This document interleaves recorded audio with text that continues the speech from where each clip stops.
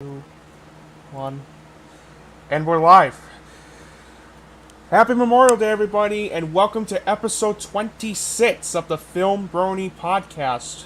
I am, of course, the guy that's taking over. Your co-host, Nick Canino here. I'm a movie reviewer, and I'm proud to be one. But as always, I'm not here alone. I have a guest with me today who's responsible for creating the podcast. So, would you like to introduce yourself? I don't really have anything to complain about this month, so hopefully the headset my dad lent me doesn't cause as much audio problems as last time. Yeah, hope not either. Also, if you're wondering, Christian couldn't make it to the podcast today because he's going to be visiting. He's visiting with his mom today. But Christian, if you're watching this, buddy, we love you, man, and we love you, man. Yep. And hello, Jose. Welcome to the podcast. Jose. As always, we like to start out with the first thing we always do on the podcast, and that is the Blu-Ray Showcase. And hello, Meadowland Fan 2004. Welcome to the podcast as well. Anyways, without further ado, 21 and 21 Jump Street. Nice. About a boy. Nice. That's a great film. Air Force One and In the Line of Fire. Both great movies right there.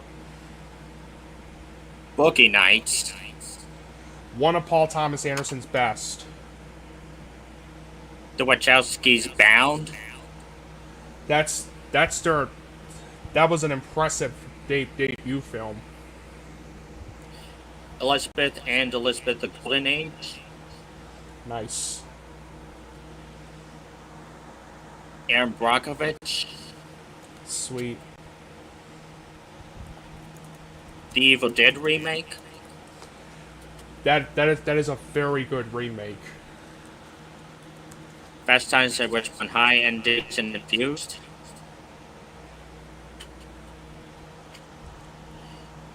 Gods and Monsters.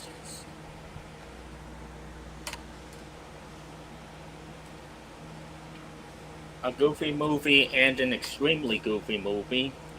Nice. Hatchie a Dog's Tale. House of Flying Daggers. That's a classic. Next I have Denisovich's Incendies. That's a great film.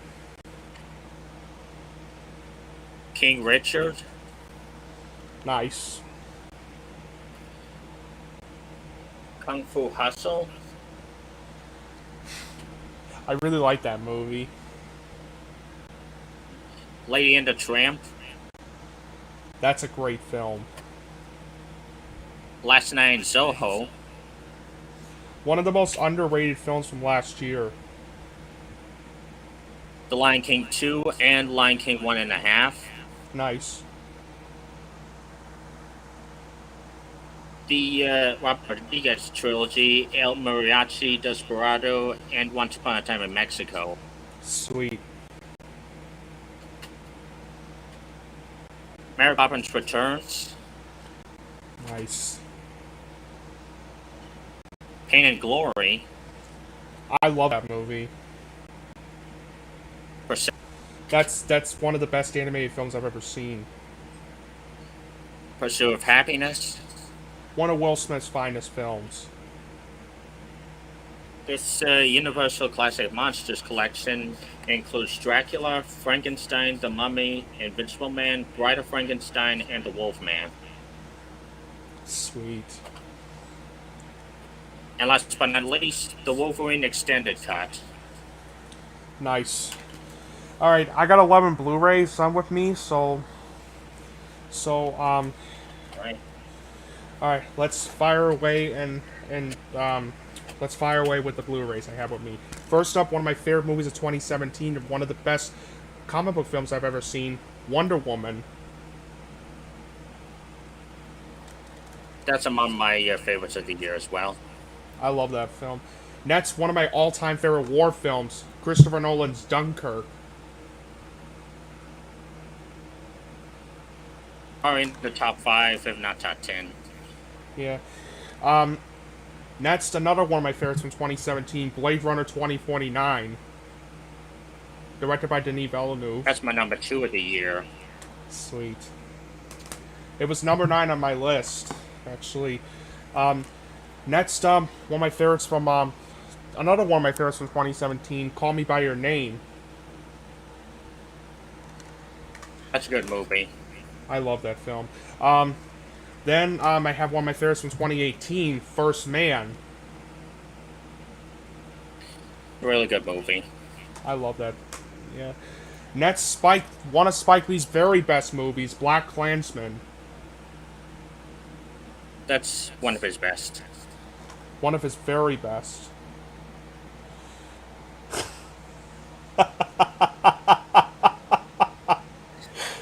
You gotta look at this.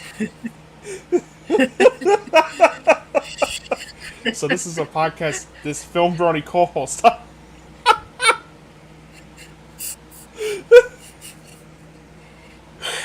Oh my Trust god. me, he's just trolling. Oh my goodness. Next, my favorite movie from last year, Paul Thomas Anderson's Licorice Pizza. That's one of the best of last year. Yeah, absolutely. Then I got 3 2022 movies from this year.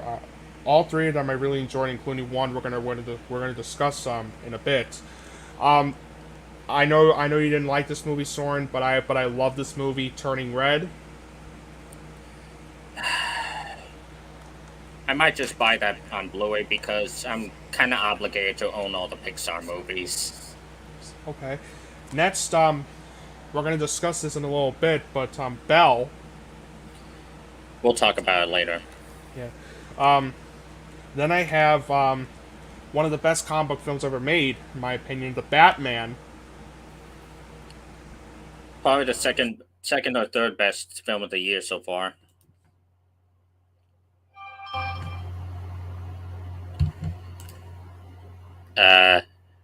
Hello?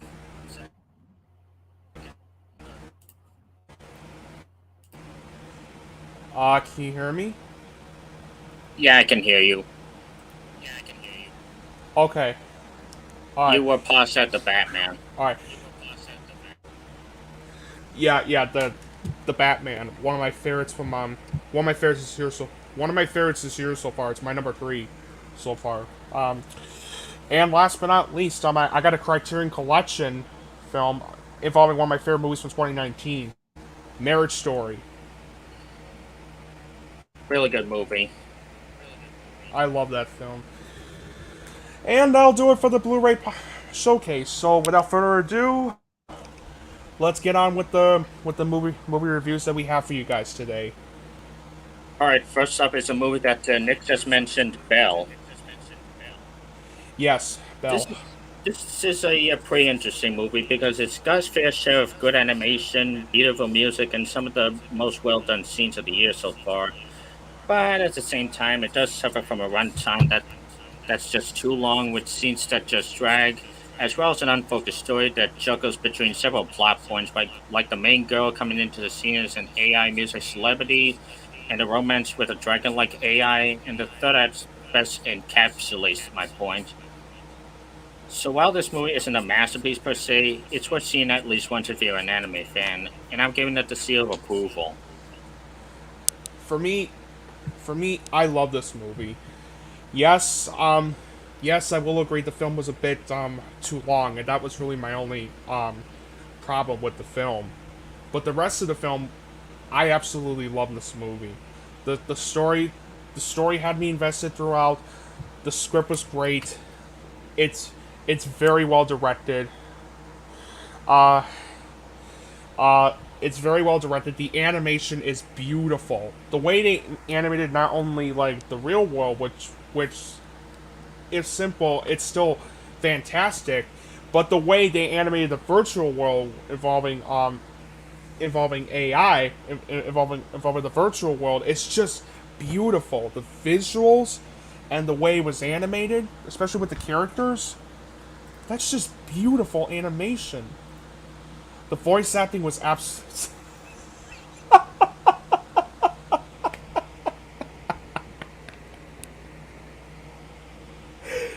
Oh my god. Oh my goodness. Another troll move right there. Anyway, as I was saying, the voice acting was absolutely terrific. The actress that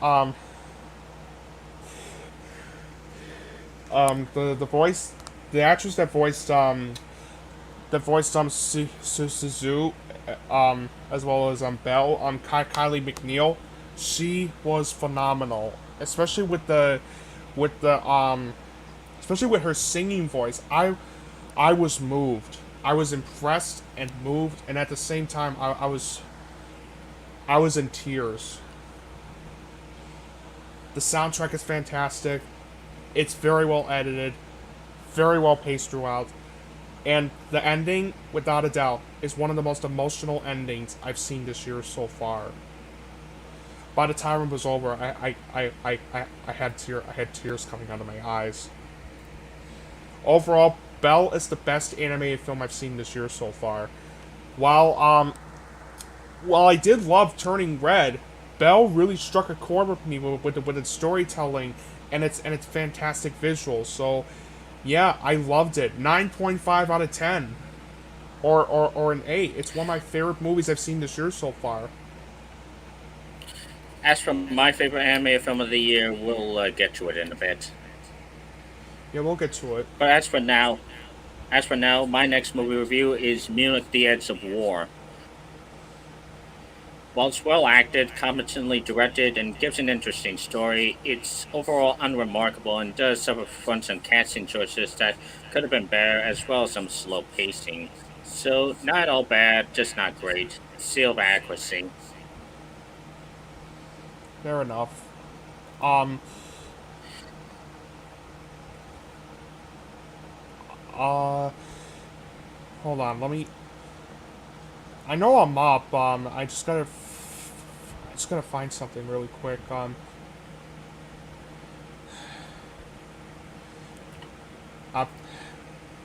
Sorry about this, guys. Just All right. So he talked about Munich. Next film I'm gonna talk about is Sundown. Sundown.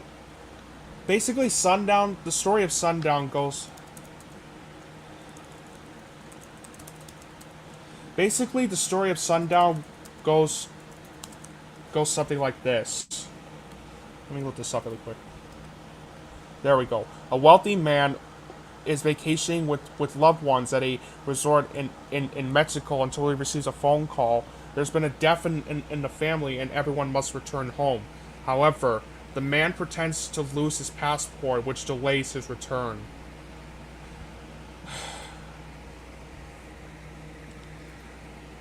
Okay.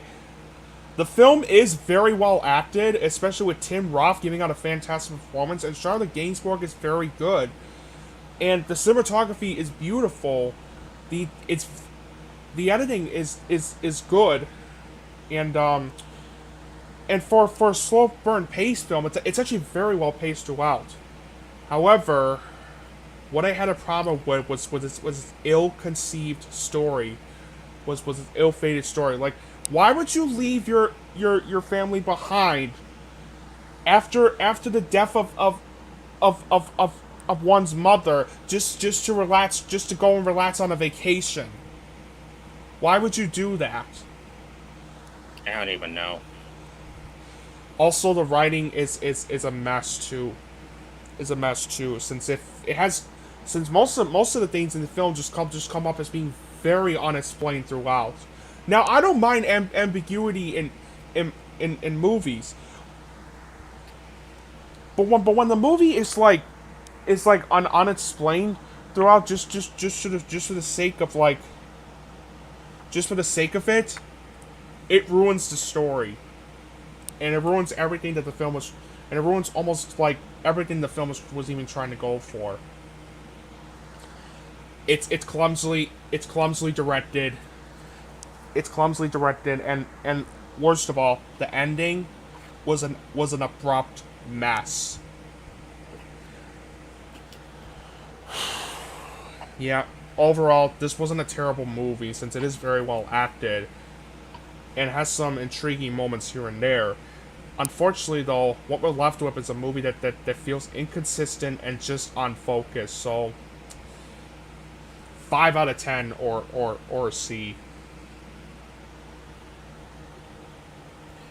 As for my next movie review is Channing Tatum's Dog. And I didn't think this was very good. I gotta say, the marketing completely lied to you. It looks like it's gonna be another Marley and Me with Channing Tatum trying to get used to this out-of-control dog, when it's really a serious drama about a man who's coming to terms with PTSD while taking care of his dead friend's dog. And that's the main problem I have with this movie. The tone and pacing are all over the place. One moment it wants to make you laugh with its dog antics, and all of a sudden it wants you to feel for the main character as he's going through some tough problems. Then the story is extremely cliched. If you've seen the trailer, you can pretty much guess everything that happens. And while Channing Tatum pulls it off as both the main lead and in the director's chair, this really isn't the best Man and His Dog movie out there. I'm getting a seal of mediocrity. Its heart is in the right place, but it just needed to figure out how to get to it. For me, I like this movie. Yes, I will admit the pacing is all over the place at times, and it does go for those cliches that we've seen in other films before. That we've seen in other films before, but and I will admit I haven't been a fan of I haven't been a fan of those movies involving dogs for the past like five years. Like films like A Dog's Purpose, A Dog's Journey, The Art of Racing in the Rain, and Call of the Wild? and oh yeah, the Call of the Wild. The Call of the Wild, especially with the stupid decision of making that dot CGI. Like why would you do that? But this is the first time I've ever seen a dog movie that actually has what the other films didn't have, and that was heart, especially in the third act of the film, which is actually one of the most heartwarming third acts I've ever seen in a movie. It's very well acted. Channing Tatum is very good in this film. It's very well directed by him. I didn't see A Dog's Way Home. Yeah, I didn't see A Dog's Way Home, so I can't comment. It's very well directed. I was invested in the story, and the cinematography is great. And the soundtrack is very good. And like I said before, the third act is very heartwarming, to the point where I really wished that the other filmmakers that made like The Art of Racing in the Rain, The Call of the Wild, A Dog's Purpose, and A Dog's Journey would seriously take some notes from. So, yeah, it's not without its issues involving cliches and pacing issues, and sometimes the writing can feel a bit messy at times, especially with its tone. But overall, I like this movie. 7 out of 10, or a B.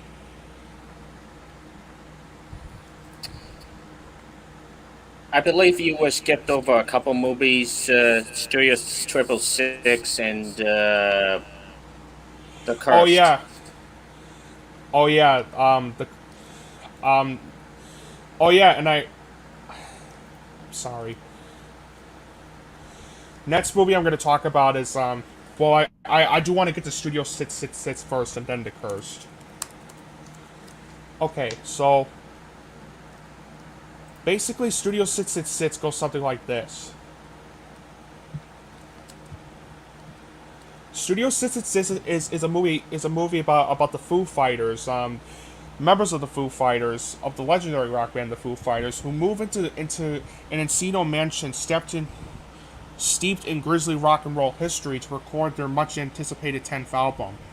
Once in the house, however, Dave Grohl finds himself grappling with supernatural forces that threaten both the completion of the album and the lives of the band members.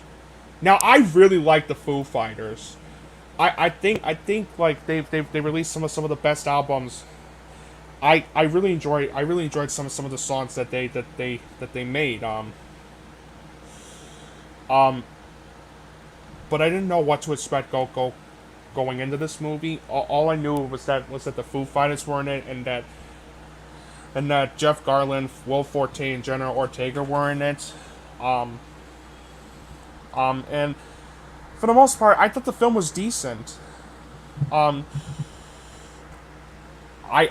actually thought the acting, especially by the Foo Fighters, were decent. And although they're not in the movie that much, Jeff Garlin, Will Forte, and Jenna Ortega also deliver some decent performances. B.J. McDonnell did a decent job with the way he directed this movie. The cinematography was very good. The soundtrack was enjoyable to listen to, especially with its surprisingly fantastic opening title musical score composed by John Carpenter and his son Cody. And not only was I surprised by the solid humor that this movie throws in, but I love the practical effects that they used when it came to the gore, to the gore and the kills.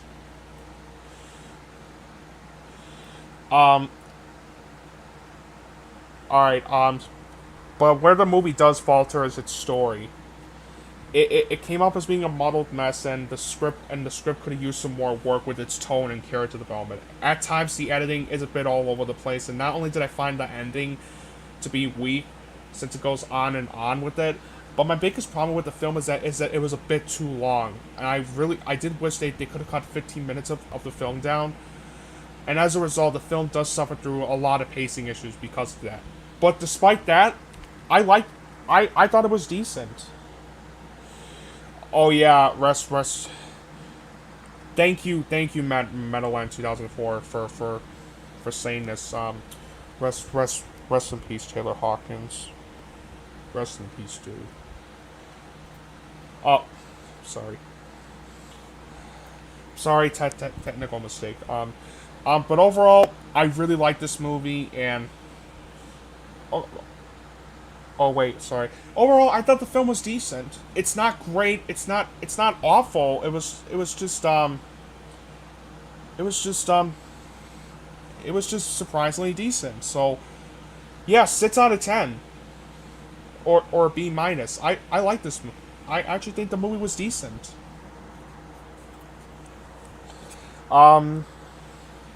Next movie I have with me is The Cursed. The Cursed takes place in 19th century France, where a man arrives in a remote country village to investigate an attack by a wild animal. However, he soon discovers a much deeper and sinister force that has the manor and the townspeople in its grip. I was intrigued to check this one out because of the positive reception it was facing, and while I didn't like the director's previous film, Anthropoid, which despite Jamie Dornan's good performance in the film, I did have a lot of faith in this filmmaker, and I was really hoping this would be a good horror movie. Sadly, this movie was a mess.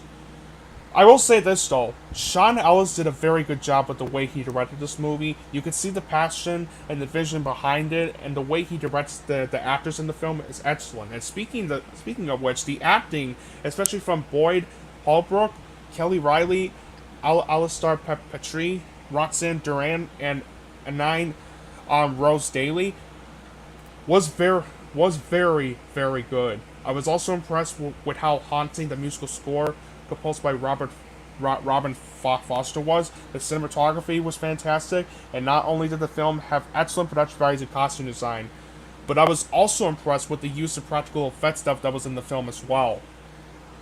And there is some intrigue within the first half of the film, but Where the movie falters is the second half of the film, and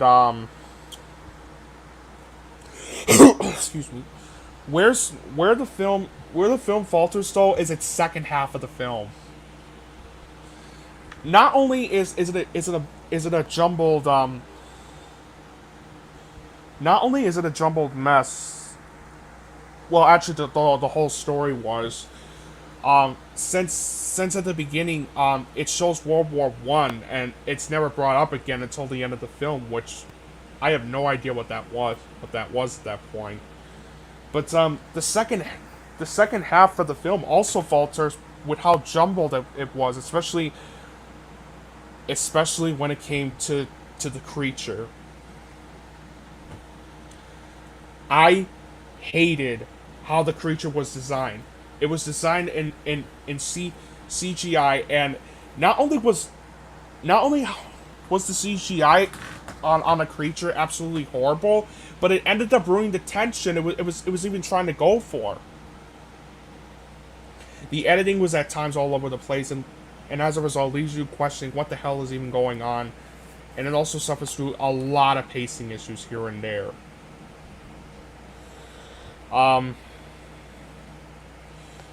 As a result, but it's just the fact that they made the creature CGI, that ruined the whole film for me, from being good.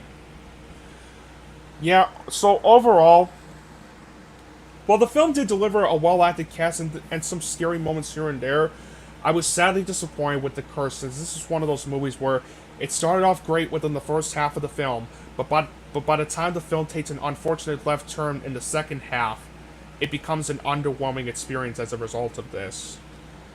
Not a terrible movie, but it really could have been a lot better. 5.5 out of 10. 5.5 out of 10 or C+. Oh, and to answer your question, no. I still think the creatures in Resident Evil Welcome to Raccoon City is a bit worse. Is way worse, but make no mistake, the CGI creature in the Cursed is still really bad. As for our next movie review is After Yang. After I heard about this movie getting critical acclaim at Sundance, I was pretty interested in this movie, and I was honestly really underwhelmed. The acting is spot on, and there are some legit emotional moments throughout. However, the problem lies in the pacing. Not only is it really slow, but it's like all these scenes just happened without any real flow between them, and as a result, it's just so boring. Plus, the cinematography. There are a ton of shots where it's just so dark that you'd have to squint in order to see what's going on. But the aspect ratio is just so confused. Random scenes are shot in all these varying aspect ratios for pretty much no reason. Now, it's not as bad as, say, Transformers The Last Night because it's slower paced and therefore less likely to cause seizures, but it's still noticeable. So overall, this movie is just a mess and should have been way better than it is, and I'm unfortunately gonna have to give it the seal of mediocrity. Hold on a second. To answer your question, I refuse to see the reboot at all. I haven't seen the previous movies, and plus the trailer looked pretty bad, so there's no reason why I need to see that one. Seriously. Okay. I will say this about After Yang. I think it's one of the better films I've seen this year. Now, at times, I do agree with Soren that the film does suffer through a lot of pacing issues in here and there, and while the cinematography is fantastic, there were some aspect ratios that they threw in the film which felt a bit distracting at times.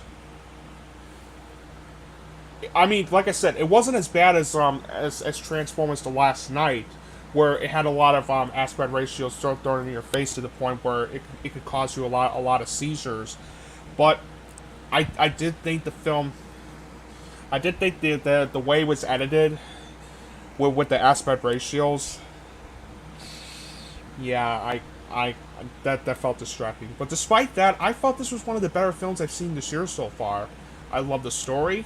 I love the script. I love the directing. The acting was fantastic. Colin Farrell was great in the film. I loved the actress that played Mika in the film. I don't want to mispronounce her name, but I'll just put it in the chat. For those who are curious, she was great as Mika. The rest of the acting was great too, especially from Jodie Turner-Smith, Justin H. Min, and Haley Lou Richardson. I love the musical score. I love the cinematography. Even despite the distracting aspect ratios that it used at times, I still thought the cinematography was great. And the visuals in the film absolutely look stunning. I love the stunning visuals that were in the film, and the production design was great too. So yeah, overall, this is one of the better films I've seen this year so far. I thought it was visually stunning, I thought it was moving, and I thought it was mesmerizing. So, well, again, while the editing and pacing could have used some more work, it was still a very, very good film in my opinion. So, 9 out of 10 or an A-. One of the better films I've seen this year so far. As for our next movie review, it's The Lost City. This movie tries to be like Galaxy Quest or the MLP episode There We Don't, where a popular franchise becomes real when an author of this series of adventure books gets captured, and she has the key to find this lost city. I liked the first 40 minutes and the last 20 minutes, given us good performances from Sandra Bullock, Channing Tatum, and Danny Radcliffe, and some good comedy. However, the middle kind of meanders in terms of a couple of few jokes that go on for too long, some sluggish pacing, and putting too much emphasis on making Sandra and Channing Tatum a thing. So while this isn't bad by any means, it just needed a ton of tweaking in the middle to be considered anything higher than above average. But as it is, it gets the seal of accuracy. To me, this was one of the biggest surprises I've seen this year so far. I wasn't impressed with the way the trailers looked, since it looked like it was going to be one of those like cliched like Romance in the Stone or Jumanji Welcome to the Jungle type of rip-off movies, but thankfully the film was much better than I thought when I saw the final product of the film. Now I do agree with Soren that the film does suffer through some pacing issues. I do agree with Soren that the film does suffer through some pacing issues here and there. It does go for those cliches that we've seen in other films before, especially Romance in the Stone. And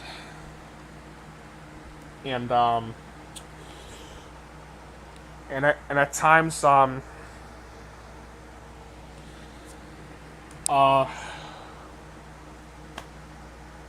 yes, I did see Romance in the Stone. Romance in the Stone is one of my all-time favorite adventure movies, I should say.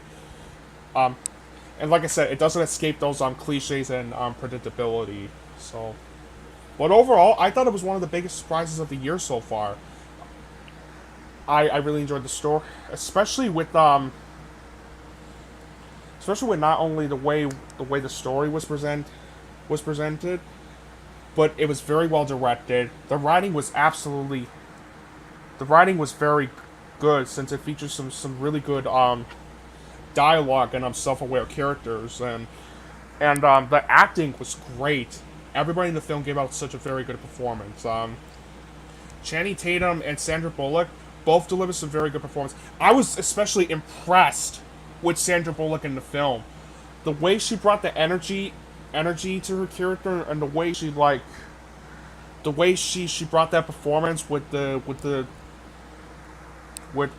body, that was fantastic. Not like every woman. Not every actress nowadays could do something like that, but leave it to Sandra Bullock for doing something as amazing as that. and I love the chemistry between her and Channing Tatum, and excuse me. The rest of the acting was very good too. Daniel Radcliffe was really fun to watch as the over the top villain. This Brad Pitt, although he's not in the movie that much, was a real joy to watch. But I was also impressed by the Devine Joy Randolph in the film. She was great. Honestly, along with Brad Pitt, she also stole the entire show, and she was important to the story too. It's got a nice soundtrack, great cinematography, good editing, It's got some really good action in it, and I really enjoyed 90% of the jokes throughout the whole film. Now, granted, 10% did fall a bit flat, but that's besides the point. Overall, I really like this movie. The Lost City was, yeah. Hold on, let me get to my final thoughts before I talk about it. I really enjoyed The Lost City a lot. It's one of the biggest surprises I've seen this year so far. It's a witty, fun, and entertaining film filled with heart and some very good performances and chemistry by Sandra Bullock and Channing Tatum, and it's a very good homage to those 1980s adventure movies, including Romance in the Stone. So, yeah, I like this movie. 8 out of 10 or B+. I really need to see Romance in the Stone. Yeah, and to answer your question, we have not seen Top Gun Maverick yet. I'm going later on this evening with my mom to see it, and we will discuss it on the next episode. And I believe your next movie review is A24's X. Yes, X. Okay. So X goes something like, X is the new film from Ty West, the director of House of the Devil and In the Valley of Violence, and basically it goes something like this. The film follows a cast and crew who gather to make a pornographic film on an elderly couple's rural Texas property, but find themselves threatened by a killer. I'm telling you guys, this is one of the best slasher movies this is the best slasher movie I've seen in years. This is a wonderful homage to those 20th century slasher films, including Texas Chainsaw Massacre from 1974. And I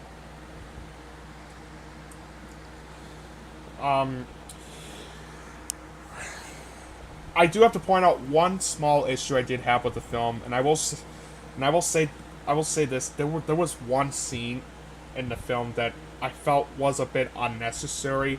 I get why it was there, but it did leave me feeling a bit like uncomfortable just from looking at that, and not in a good way. And it did kind of drag the film down as a result of this. But despite that, I love this movie. I love the story. I love the way it was written, since Ty West's script is absolutely fantastic with the way he writes the dialogue, characters, and the tone of the film. He also did a fantastic job with the way he directed this movie too. The acting was fantastic, especially from Mia Goth, who delivers one of her best performances in her belt. Jenna Ortega was also fantastic in the film. Martin Henderson was absolutely fantastic in the film, especially with, and he had some really funny moments in the film too, which I was very surprised by. Brittany Snow was great. And I really enjoyed the rest of the actors in the film too. And the actors that played the elderly couple were also great too. The soundtrack was fantastic. The cinematography was fantastic as well. It's very well edited, very well paced. There are some humorous moments in it which took me by surprise. And when it came to, and we don't see the slasher stuff until the third act of the film, but when we do see the kills, You guys are gonna have to see it for yourself. Just to describe. Just you guys are gonna have to see it for yourselves, just to understand what I mean. But I will say this: they are brutal. That's all I need to say. And the way it ended, I'm already excited. Makes me excited to see few future installments if they do plan to make some in the future. But overall, it's the best slasher film I've seen in years, and it's easily on my list as one of the best films I've seen in 2022 so far. I love this movie. It gets a 9.5 out of 10 or an A. And if they do make it a sequel, are they gonna name it like X2 or Triple X or something? What I know is that they're working on a prequel called Pearl. Yeah, fair enough. But if they do name something like those films, I wouldn't actually mind that at all. So okay,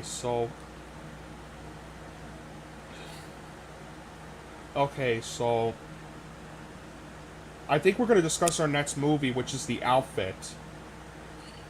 Yep, but this was a pretty solid thriller. While the story is nothing groundbreaking and it does take a bit to get used to the setting, the performances were all solid, especially Mark Rylance, who really needed this after a certain Best Picture nominee last year.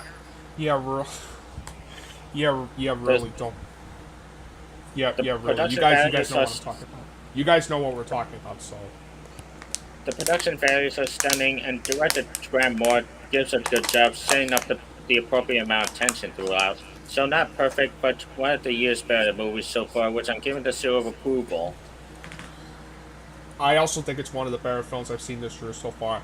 While the film does suffer through some pacing issues in the middle, while the film does suffer through some pacing issues in the middle, the rest of the film was absolutely. The rest of the film took me by surprise. I really was not expecting something like this. I really enjoyed the story throughout. The script was very good. It was very well directed. Mark Rylance gives out one of his best performances, and this is something he needed after that other abomination we will not talk about, especially since given how it stroked Adam McKay's ego. The rest of the acting was great too, especially from let me look this up really quick. Especially from Zoe Deutsch, Johnny Flynn, and Dylan O'Brien. All of them were great.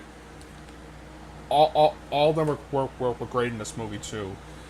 The production values and costume design was fantastic.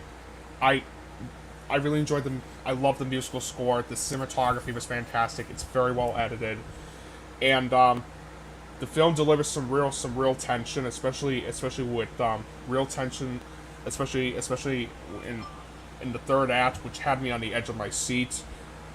And yeah, overall, this was one of the better films I've seen this year so far. I really enjoyed The Outfit a lot, and I give it a 9 out of 10 or an A minus. I believe you have a couple more March movies before we get to Michael Bay's latest Bayham. Okay, I do want to talk about. I'll get to the last one first, but I'll talk about this one first. My first film we're gonna talk about. Next film we're gonna talk about is the drama adventure film called Infinite Storm. Infinite Storm is basically based on a true story. And sorry, let me.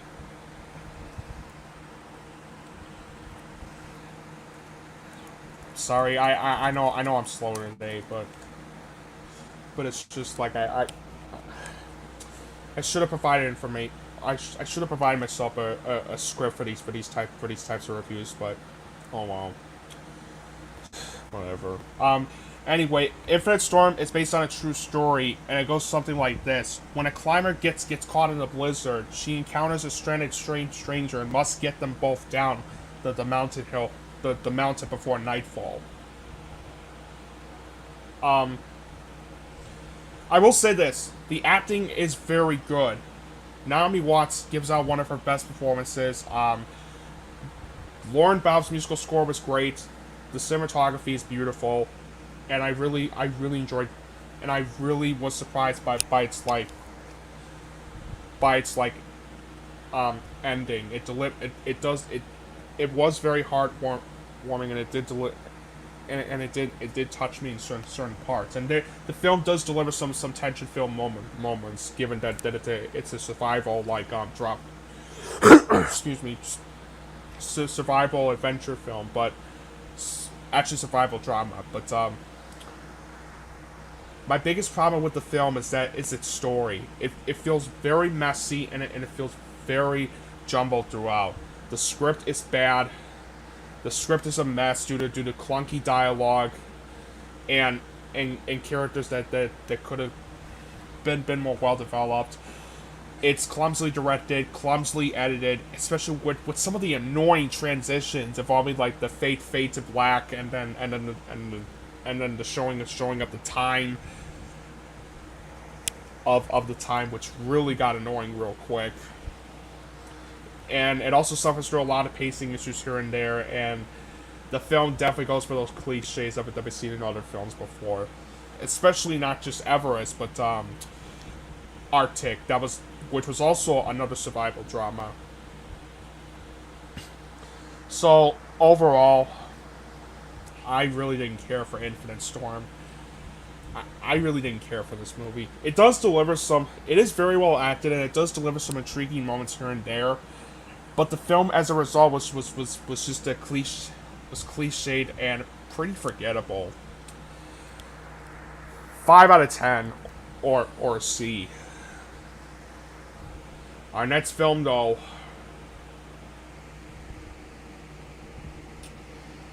is one of the worst movies I've seen this year so far. And this year's...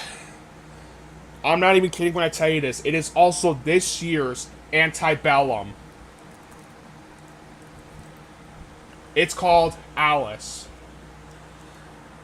While it is inspired by a true story, Alice is one of the most pretentious and idiotic films I have ever seen in my entire life. Basically, it goes something like this. Alice yearns for freedom as an enslaved woman under iron rule by the brutal owner of a rural Georgia plantation. After a violent clash, she flees through the neighboring woods and stumbles onto the unfamiliar sight of a highway, soon discovering the year is actually 1973.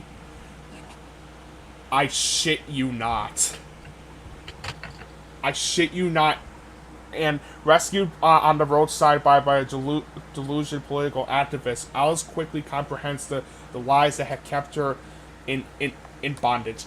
Guys, this movie is this year's Antebellum. It is this year's Antebellum.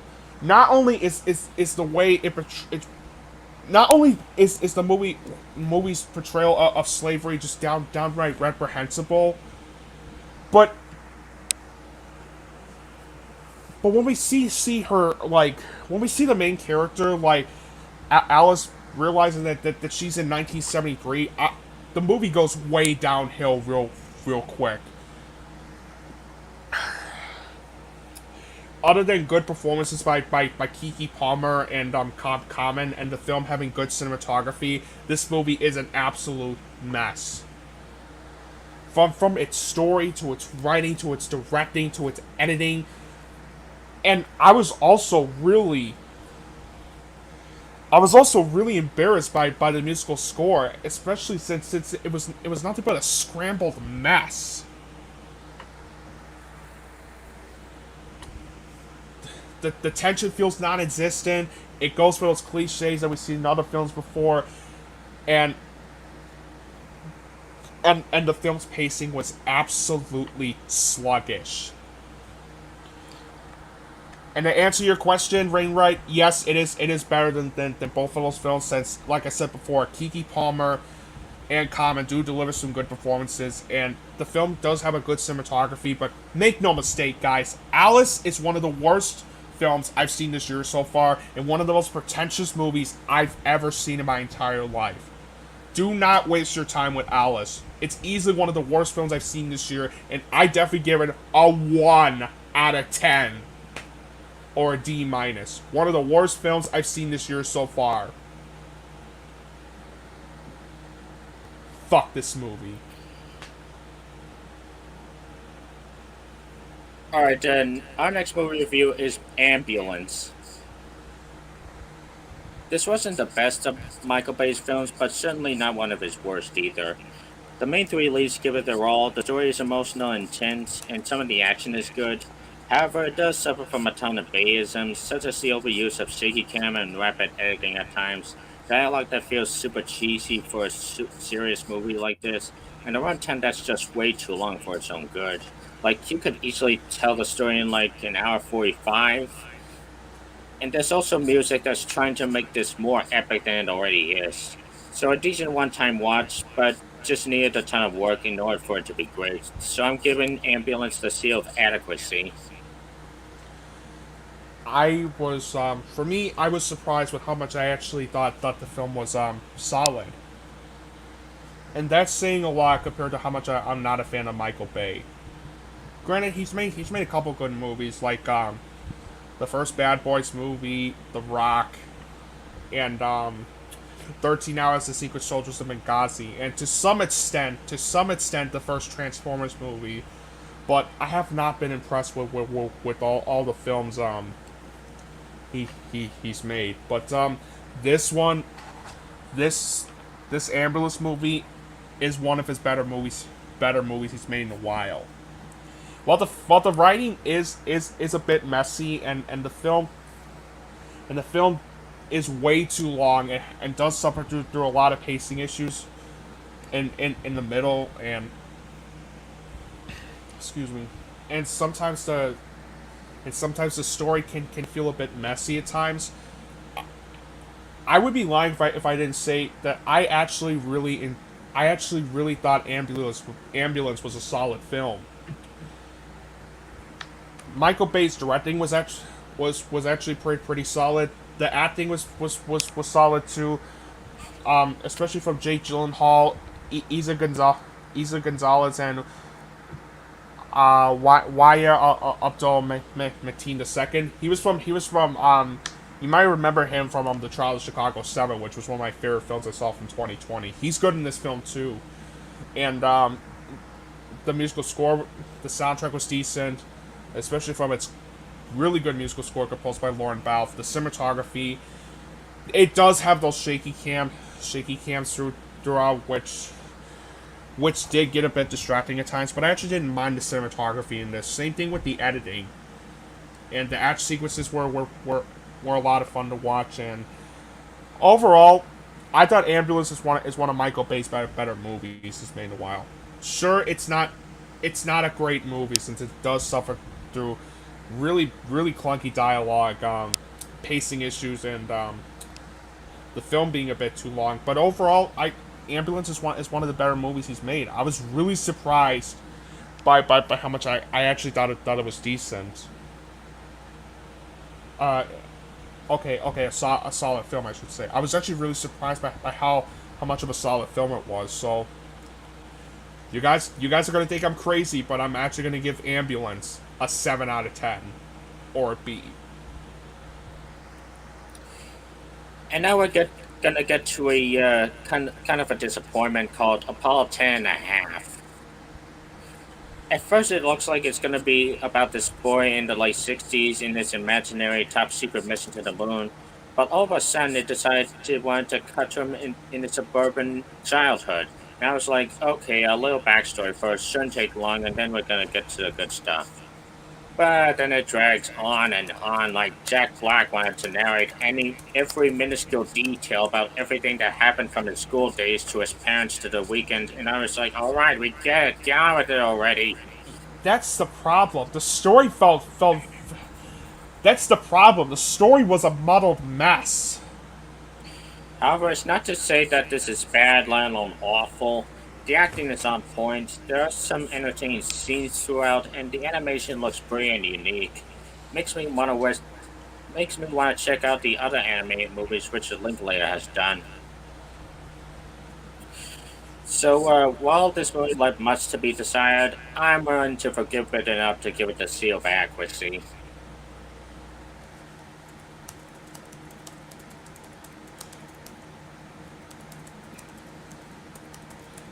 For me, I love Richard Linklater. I think he's one of the finest filmmakers working today. But oh my goodness, this was a massive disappointment. I really wanted to love this movie because it looked like something.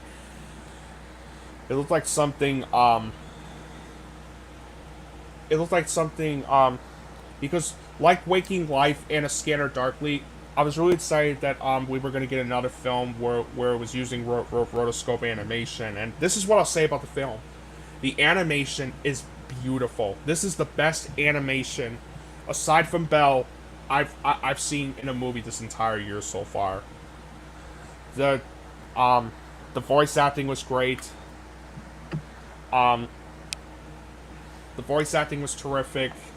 Um, especially from Zachary Levi, Jack Black, Glenn Powell, and Milo Coy, who voiced the young Stanley. He was great. He was great in the film too. Um, the soundtrack is fantastic. The cinematography is a nice touch to its stunning rotoscope animation, and I'm sorry if it seems like I'm pausing for a bit. It's just that I'm sorry if it seems like I'm pausing a bit. It's just I'm kind of almost out of breath for a bit. But yeah. But yeah, this was So if I like those things in the film, then what was my problem with the film? Why didn't I love it as much as I thought I would? Well, that comes down to its story. Oh yeah, one more positive. It does have some humorous moments in it too. Um, but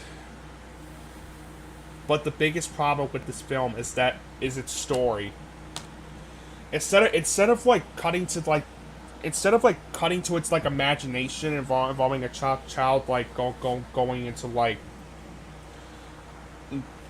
going into this like Apollo 10.5 mission, and instead of focusing more and instead of also focusing on the suburban like childhood he had, since Richard Linklater claimed that this was kind of like inspired by the child by he did grow up in Houston, Texas at the time in 1969. So, but my biggest problem is that they focus way too much on the history of the 60s, like basically like shoving in like, hey, remember how great the 60s were with like the television and other things. Like, Linklater, you do realize that not everything in the 60s was great, was a great time, right? The writing is a mess, since although the dialogue was solid, my problem with the script was the character development. Because of how messy the story was, it was hard for me to get invested in the characters. His directing felt unfocused, it's clumsily edited, and the pacing was absolutely mediocre. So, and keep in mind, I don't mind movies that take the nostalgic feel, which was why I really loved Quentin Tarantino's Once Upon a Time in Hollywood and Paul Thomas Anderson's Licorice Pizza. And I love when filmmakers like cover the stories involving covering the fictionalized accounts of their childhood, which was why I loved Roma, another Netflix movie, which was directed by Alfonso Cuarón, and Belfast, directed by Kenneth Branagh. But Apollo 10.5 is not one of those movies. I mean, say what you will about other Richard Linklater movies like Boyhood. At least they had some. At least they flowed coherently. Exactly. And I really expected more from Richard Linklater, given how much I love Boyhood, Dazed and Confused, the Before trilogy, and Everybody Wants Some. But this is a disappointment. I really wanted to love this movie, but in the end, I just thought it was just decent, but overrated, honestly. And one more thing about Apollo 10.5, because there's so much history they try to cram in. Because there's so much history about the 60s they try to cram in. It just becomes nothing more than a movie made for baby boomers. That's all it is. So yeah. It's a movie for that Powerpuff Girls character?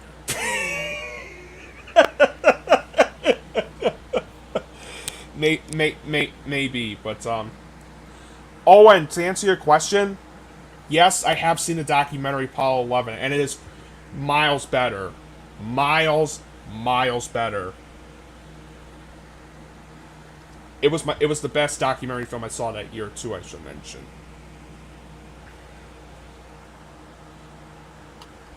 And no, I'm not even going to make that joke at all.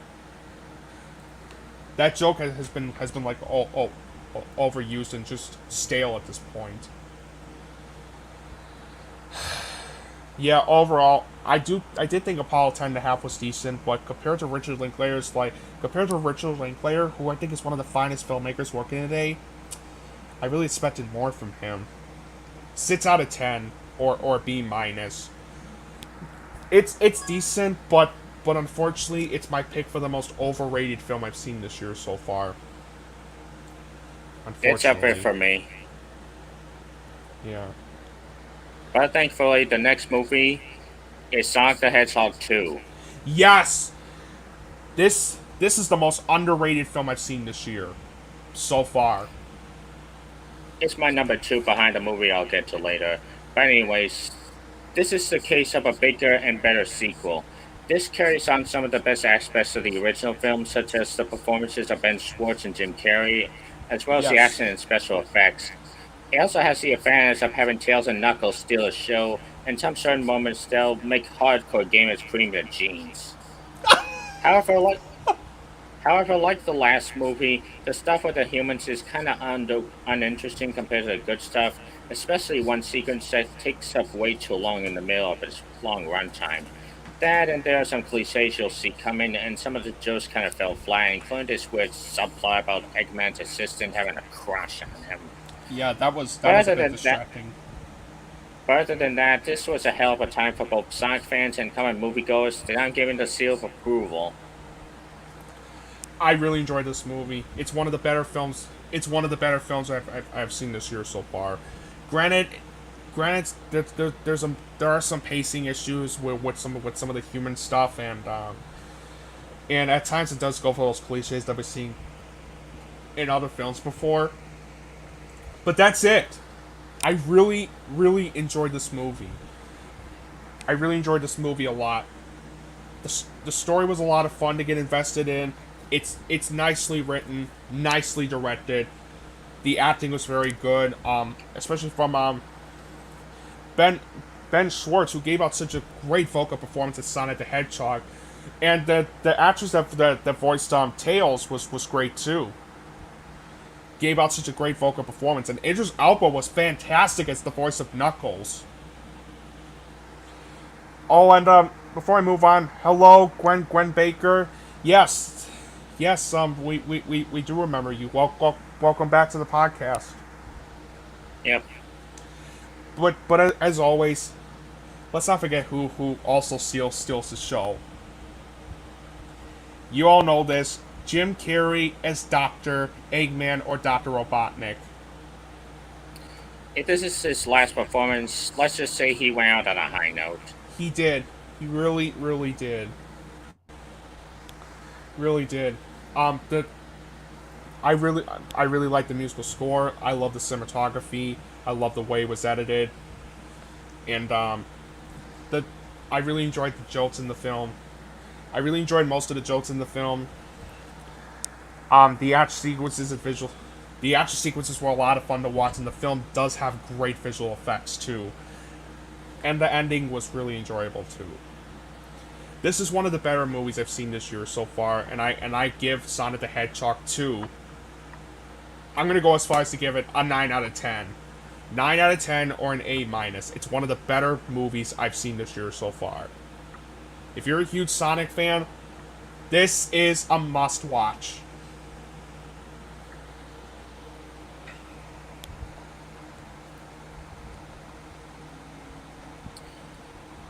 I believe your next movie review is Father Stu with Marky Oh yeah, Mark. Father Stu. Father Stu. Father Stu is the new film starring Mark Wahlberg, and Father Stu is a new film starring Mark Wahlberg, and it's a biographical drama about Stuart Long, a boxer turned Catholic priest suffering from inclusion body myositis, I think. I'm sorry if I mispronounced that name. Excuse me. Now I'll say this. I really was not excited for this film. I do like Mark Wahlberg. I think he's a very talented actor, but as of recently, I'm more concerned of the roles he's like been in, including that Uncharted movie, which I really did not like him in. This is what I'll say about Father Stu, though. The acting is very good, especially from Mark Wahlberg, who was very good in the film. Mel Gibson, Jackie Weaver, and surprisingly Malcolm McDowell were also great in the film. Also gave out some very good performances too. The soundtrack is good. The cinematography is very good, and I did like I did like the film. I did think the film's ending was pretty decent too, and the editing was decent. However, where the film falters is its story. Like, how many times have we seen the story like this? But how many times have we seen the stories about redemption before? How many times have we seen stories like this? Also, the writing is a mess. It's filled with really clunky dialogue and bland character development. It's clumsily directed, and it suffers through a lot of pacing issues here and there, and it just goes for those cliches that we've seen in other films before. And at times, the film felt like a made-for-TV movie, which was really distracting at parts. So overall, Father Stu is well acted, and it has some memorable moments here and there. But overall, this movie was just pretty forgettable. Not a terrible movie, but pretty forgettable. 5 out of 10 or C.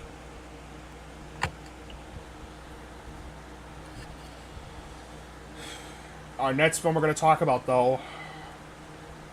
Oh boy. Our next film we're going to talk about is Fantastic Beasts: The Secrets of Dumbledore. I haven't seen this movie because I'm not really a Harry Potter guy, but I knew that it was gonna bomb because of A, the whole controversy involving Johnny Depp, and B, the last movie kind of rubbed the fans the wrong way, and it's clear that they're sick and tired of these movies.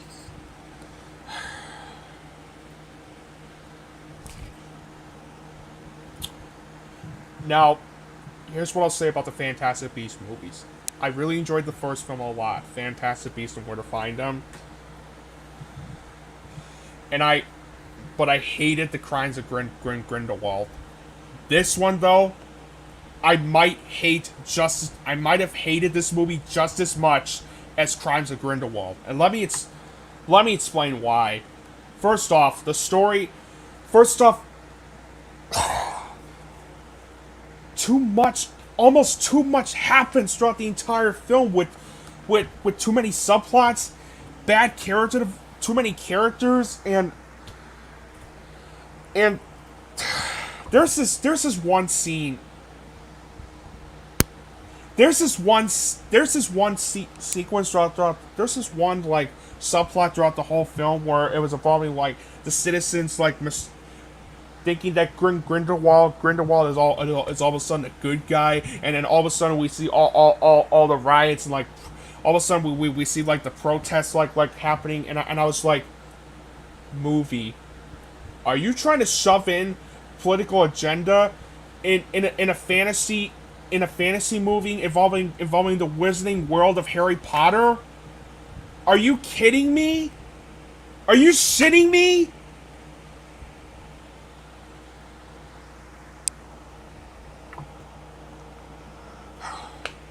The writing was absolutely atrocious, especially especially from clunky dialogue and bad characterization. It's clumsily directed.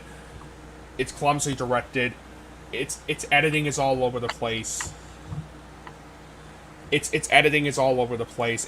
It's poorly paced throughout, and the film is way too long.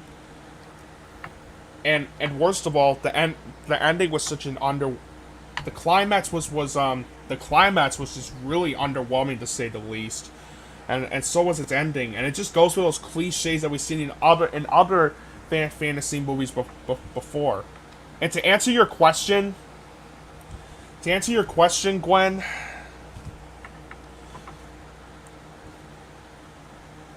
she's a terrible person. She really is. We all pretty much lost respect in her after that transphobic comment back in 2018.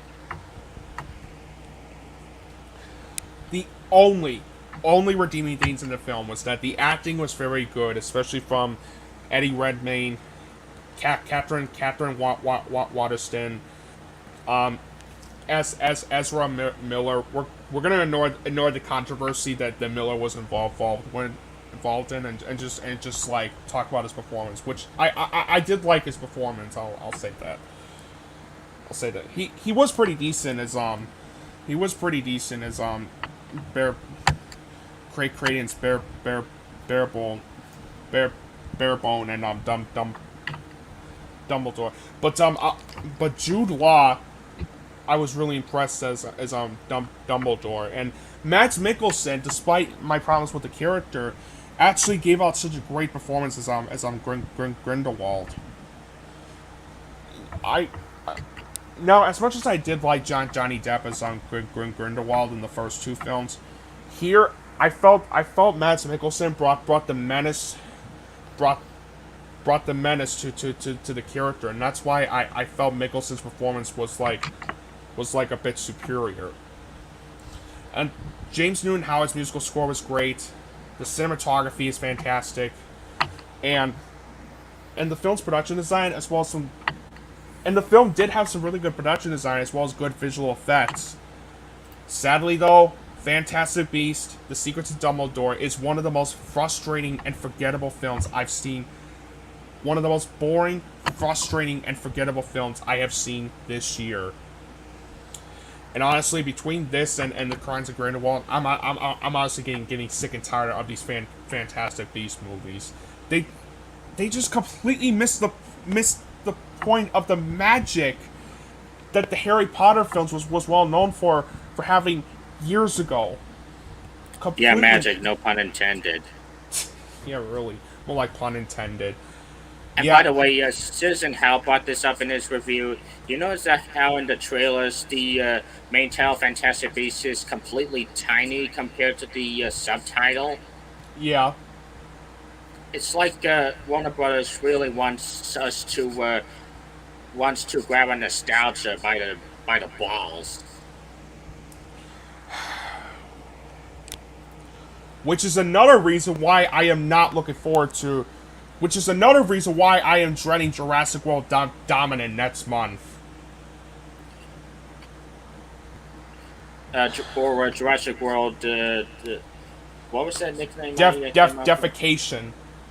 Jurassic World Defecation, more like it. Yeah, really. It's not the worst movie I've seen this year so far, but make no mistake, Fantastic Beasts: The Secret to Dumbledore is a bad sequel.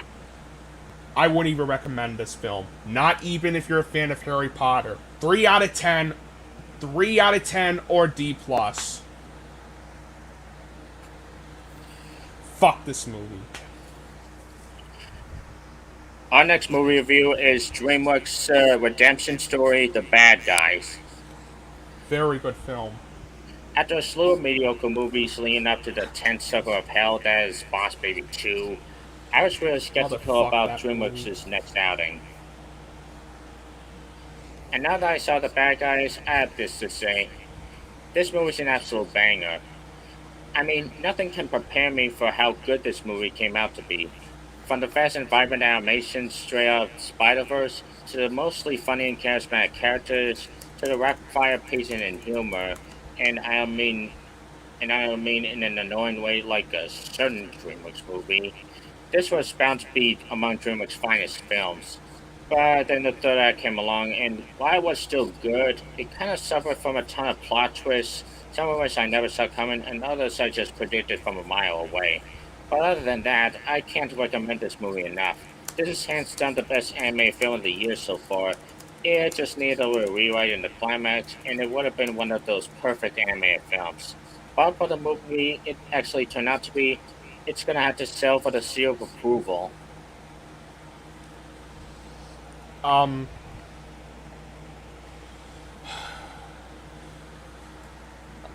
I didn't quite. I don't quite think it's the best anime film of the year, since the film does suffer through a couple pacing issues, as well as like some predictability, especially with some of the plot twists, especially when you predict, especially when I predicted who the villain of the film would be. But overall, I thought The Bad Guys is one of DreamWorks' better anime films they made in a while. I really enjoyed the story. Oh yeah, and the film does go for those. Does unfortunately go for that. I wanna be a good guy. Cliche that we've seen in other films before. But that's really it. How they were able to like twist the story around what it was actually pretty good, and it's nicely directed. The writing was very good. The animation is absolutely spectacular. This is one of the best animated films this is one of the best animated this is one of the best animations I've seen in an animated film this entire year so far. The voice acting was absolutely terrific from Sam Rockwell, Mark Maron, Aquafina, Craig Robinson, Anthony Ramos, and Zazie Beetz, and Alex Borstein. All the voice acting was just absolutely terrific, and I love the sound. I love the soundtrack. The cinematography was very. Wait, I'm sorry about this. Let me erase cinematography.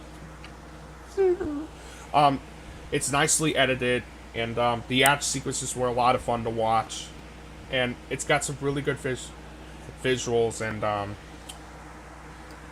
and I really liked its overall message of the film. That was very well done. So, yeah, overall, The Bad Guys is one of the better animated films I've seen this year so far, and definitely one of DreamWorks' better animated films they made in a while. 8 out of 10 or B+. And while this isn't technically a masterpiece, what is a masterpiece is the Northman. Yes! Yes! This is a kind of historical epic we rarely see anymore. With stellar performances from Alexander Skarsgård to Anna Taylor-Joy, great costumes and production design, gorgeous cinematography, and music on the happens. This movie is visceral, violent, pulls no punches in terms of its themes and lore, and gives us a destined to be timeless story about revenge and betrayal. This is everything you dream a Robert Eggers Viking movie to be, and it's definitely worth your time. And I'm definitely giving this a seal of cinema. This, guys, I have not been more excited to talk about this film because not only do I think this is Robert Eggers' best movie, it's the best movie I've seen this year so far. And I really mean this, and I'll explain. And I'll explain why this is. The story taking place in the Viking era was absolutely unique, and it did have me emotionally invested throughout. The script the script was absolutely phenomenal. This was one of the best scripts of the year so far. Um, it's filled with excellent dialogue and great character development. It's very well directed by Robert Eggers. Not only was his direction absolutely terrific, but you could see the vision he was trying to go for with this movie, and the passion behind it, and the way he directed the actors in the film is remarkable. Nothing short of just remarkable. And speaking of the acting, Alexander Skarsgård was absolutely menacing and fantastic as the main character. Amleth. He was a Viking warrior prince. I'm telling you, this is the type of acting I rarely see in films anymore. What a performance he gave out in that film. And the rest of the acting was fantastic too, from like Nicole Kidman, Anya Taylor-Joy, Ethan Hawke, although he's not in the film that much. And although she's also not in the film that much, Bjork and Willem Dafoe. The musical score is one of the most powerful and haunting musical scores I've ever heard in the film. The cinematography is fantastic. The editing was fantastic. And while the film is a slow burn pace, since it is more of a strategic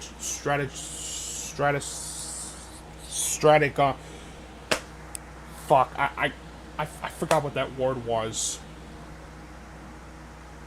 But it has something to do with strategy of Strategic. thank you, strategic. Since it is more of like a strategic like epic movie, I thought the pacing was absolutely terrific. The way it was paced and all. And speaking of which, there's not a lot of action sequences in the film since it, like I said, it is more of a strategic epic movie. But when there is action sequences in the film, there are words to describe this: brutal, intense, and just downright masterful. The film also has excellent production values and costume design, since it really feels like you're back in those times. And the ending is one of the best endings I've ever seen in a movie this entire year. Yeah, this movie's a masterpiece. I absolutely love this movie. It is easily the best movie I've seen this year so far. It's one of the most powerful and epic movies It is one of the most powerful and epic films I've seen this. It is one of the most powerful and compelling films I've ever seen, and without a doubt, it is the third film in 2022 to earn a 10 out of 10 or an A+. Well done, Robert Eggers. Well done.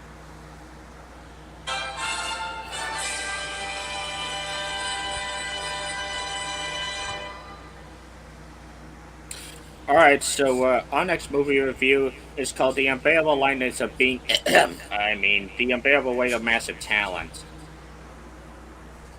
This was a lot of fun. While the story is kind of a mess, actually, scratch that. The story is a complete mess, going from plot points with no real flow. But admit, you don't want to see this for the story. You want to see this to experience what Nicolas Cage does best, being Nicolas Cage. The chemistry between the actors is really there, the accent's a ton of fun, and the references to his various movies are fun to catch. So if you're the biggest fan of Nick Cage, go out and see this movie, but don't expect Shakespeare or anything, and I'm giving it the seal of approval. This is one of the better movies I've seen this year. The film my only complaint I did have with the film is that it does suffer through some pacing issues in the middle, but that's really it. I really enjoyed the story. The writing was sharp and clever. The directing was great. And what I really liked about the script was that how carefully balanced is like action and comedy, how it carefully balances instead of like being one of those movies that can't even decide what it wants to be. And that's what I loved about that. The acting was absolutely incredible. Nicolas Cage gives out one of his best performances. This is the most Nicolas Cage that he's ever been in, and my God, my God, I just love it. I just love that. I just love how all Nicolas Cage he went with this. Um, Pedro Pascal as well as Tiffany Haddish and Ike Barinholtz also gave out some great and humorous performances as well. I really enjoyed the jokes that they threw in the film, especially with the references to like other Nicolas Cage movies, including that one reference at the end of the film. I don't want to give away too much, but once you see, you guys know what I'm talking about, and I really enjoyed the action. I really enjoyed the musical score. I love the musical score. I love the cinematography. I love the way it was edited, and and what I really loved, what I really liked about this film was that while it's like referencing like while it is a funny film and it's referencing like Nicolas Cage's other movies as well as other movies in general, what I really liked about The Unbearable Massive Weight of Talent was that it was a celebration of Nicolas Cage's work and Nicolas Cage in general. That's what I really enjoyed about. The Unbearable Massive Weight of Talent. So, yeah, this is easily one of the better films I've seen this year so far. It's one of the most entertaining and hilarious movies I've seen this year so far, and without a doubt, I'm giving The Unbearable Massive Weight of Talent a 9 out of 10 or an A-. So remember how I said that Sonic 2 is the second most underrated film of the year so far? Well, my number one is Memory with Liam Neeson. And to be completely honest, in spite of everything going against it, from being yet another Liam Neeson thriller to its negative reviews to Mon Campbell being kind of a has-been, I actually quite liked it. While I don't think it's great since it does follow many of the tropes of most of his movies, I found myself really attached to Neeson's character as he's on the run and has to deal with Alzheimer's. The direction is solid and the action and intention are well executed, and the ending is something not to be expected. Honestly, those dismissing this as yet another trite Liam Neeson thriller are really missing out, as it's hands down one of his better ones, and probably the most underrated film of the year so far, and I'm giving this one the seal of approval. Yeah, sorry, man. I'm not interested. I'm glad you enjoyed it though, but I'm not interested. And the last movie review that I'm gonna be associated with is the latest Marvel film, Doctor Strange in the Multiverse of Madness. And this was a fun ride for Marvel. I It was kind of is. disappointed by the first Doctor Strange movie, but I think this was the movie I wanted from the beginning. Sam Raimi really put his vision into this movie, from the great CGI to the music by Danny Elfman to certain uses of cinematography and editing straight out the Evil Dead movies. Plus, it could be really gnarly for a Marvel film. It definitely pushes the PG-13. The use of the multiverse is also really good, although not nearly as good as Everything Everywhere All at Once, but what film is? Right. Not to mention, not to mention, there's a certain scene with a few cameos you're bound to appreciate. However, I did find myself questioning a few stupid decisions here and there, mostly involving Scarlet Witch's motivations for her actions, which are really questionable, especially if you've seen WandaVision. Nothing against Elizabeth Olsen, she did her best, but the screenplay really needed a rewrite in terms of her character. But other than that, Doctor Strange 2 is a hell of a thrill at the theater. If you're a Marvel fan, if you're a Sam Raimi fan, or even if you're not, definitely see this one. and not giving it the seal of approval. I like this movie. I like this movie, but I didn't love it.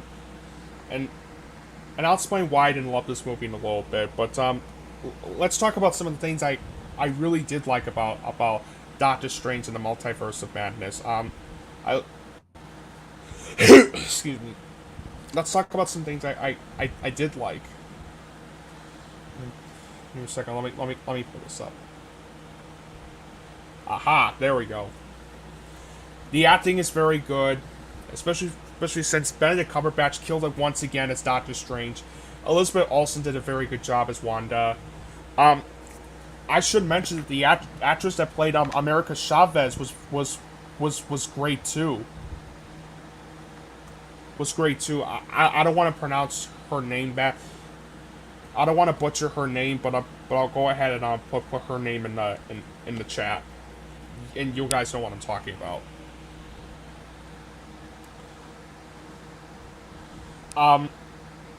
I also really enjoyed also Sam Raimi did a great job with the way he did an incredible job with the way he directed this movie. Not only do you see his vision that he tries to go for with this, but with the way he also directs the actors too, which was really remarkable. Danny Elfman's musical score was brilliant. The cinematography was terrific. The action sequences were great, given how it was edited, shot, and choreographed. And the film had some of the best and most stunning visual effects I've seen in a movie this entire year so far. And I was also very surprised with how much some of the horror elements that were in the film were a great touch, were a nice touch to this movie. Like, my God, this is like one of the most brutal this is like the most brutal Marvel movie I have ever seen, like, probably ever. However, what I didn't love about this movie, let's get to the reasons why I didn't love this movie as much as I thought I would, and that's its story. My problem with the story was not only was it a convoluted mess, but there were some certain, like, subplots and, like, motivations that really felt rushed. That really felt rushed, and the same thing applies with the script, since the dialogue at times could be a bit clunky, and like I said, I really wish and like I said, there were some certain elements and motivations in the script. I'm not going to give away what happens, but that were either rushed or didn't make any sense whatsoever. And the film does suffer through some pacing issues in middle. And like I said before, the film felt very rushed. I just felt like maybe if the film was a bit longer, then maybe it would have made it wouldn't have been as rushed as it was. Oh well. But overall, I like this movie. Despite my problems with the story and script being rushed like messes, I did enjoy Doctor Strange in the Multiverse of Madness. It's visually stunning and creative, and overall I did like this movie, just not as much as I thought it would. So 7 out of 10 or B.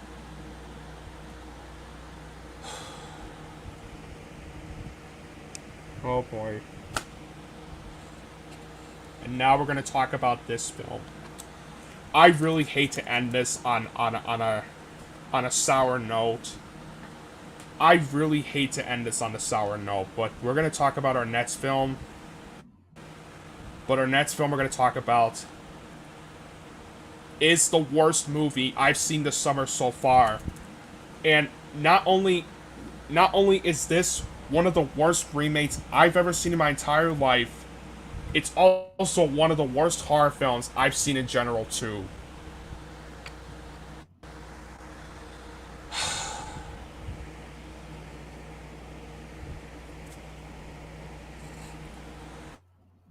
The movie I'm talking about is Firestarter.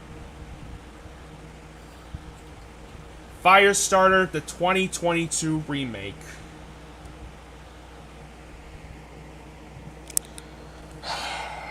Oh boy. First of all, I'll just get to what the film is about first before I talk about everything that I hated about this piece of shit, and that it's a remake of the 1984 film adaptation which starred Drew Barrymore and David Keefe, and it's based on the Stephen King novel of the same name. And I think that's all I need to say about what it's about, because look, I did see the original film to prepare myself for this new one, and I didn't think the original was all that bad. Yes, it's filled with cliches that we've seen in other films before, and the story and script could have been a lot better. But thanks to Drew Barrymore's wonderful performance, thanks to the good acting as well as Drew Barrymore's wonderful performance and the well done fire special effects, which still hold up well to this day, as well as an exciting last 15 minutes. I thought Firestarter was a decent 80s horror film, which is why I gave the original a 6 out of 10. This one though is just awful.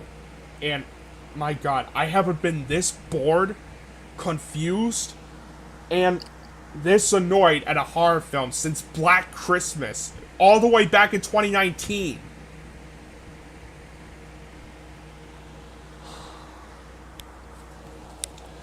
I guess the only positive I did have with the film is that Ryan, the girl that played Charlie called Ryan Kira Armstrong, she does her best in the film. Unfortunately, her talent was wasted due to how poorly written her character was. I'm really sure she tried her best, and I do applaud her for that, but I really wish she was in a better movie like this. I wish her talent wasn't this wasted and she was in a better movie than this one. Alright, now let's get to what I absolutely hated about this movie and why I think it's the worst movie I've seen this summer so far. The story. How many times have we seen stories like this before, involving the telekinetic, involving the main character getting like telekinetic powers and other. How many times have we seen that in other films before? Especially with its third act, which I'll talk about in a little bit. The writing is absolutely horrendous. This is some of the worst writing I've ever seen.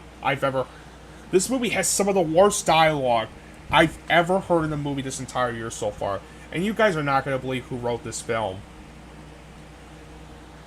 Scott Teems, the same guy that was one of the writers of one of my most disappointing films of last year, Halloween Kills. Yeah, let that sink in for a second. One of the writers of Halloween Kills wrote this movie. It's clumsily directed. The rest of the acting is just terrible. Zac Efron, I do think he's a very talented actor. I really like Zac Efron, but he brought no emotion to the dad character whatsoever.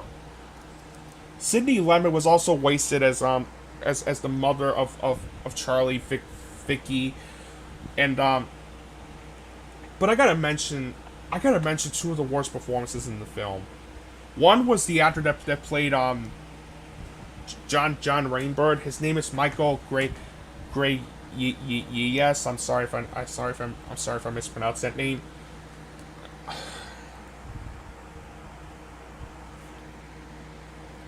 he is awful in this movie.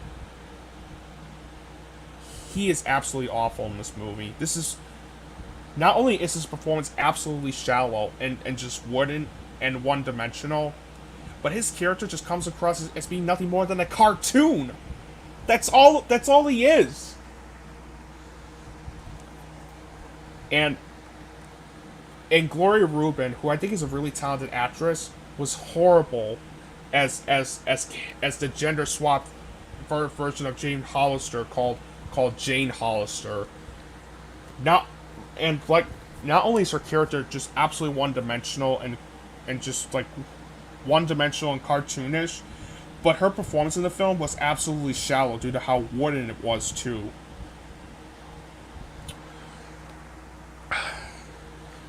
And how do you have the score by John Carpenter and Cody and his son?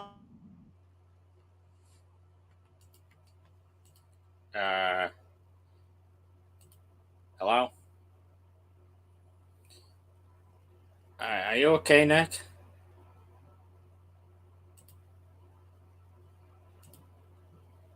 Yeah, boy.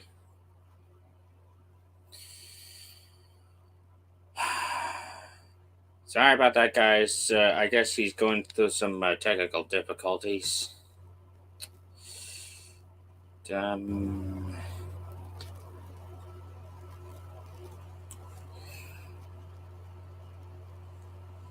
Cody.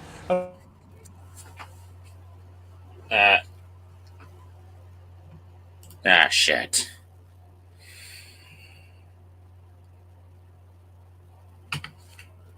Well, I guess Nick is gone, so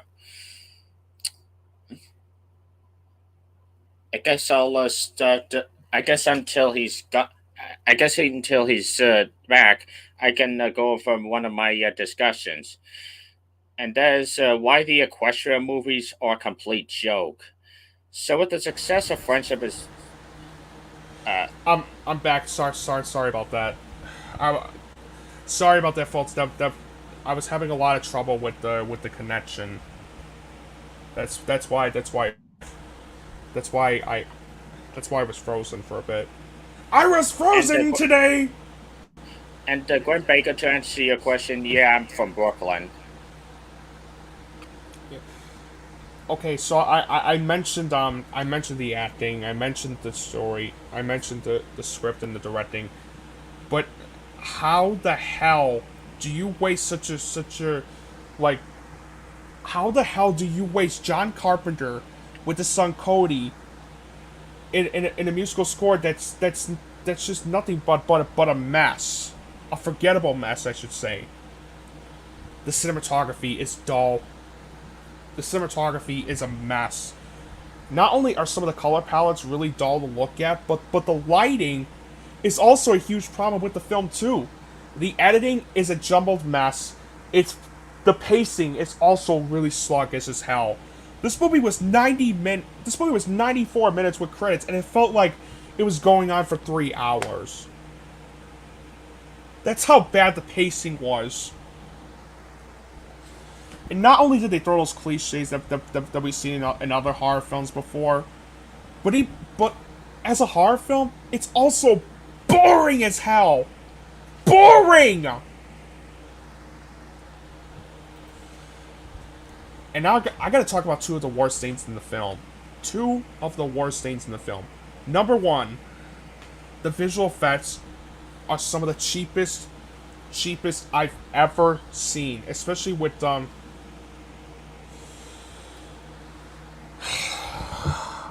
especially with the fire effects. Not only did they like,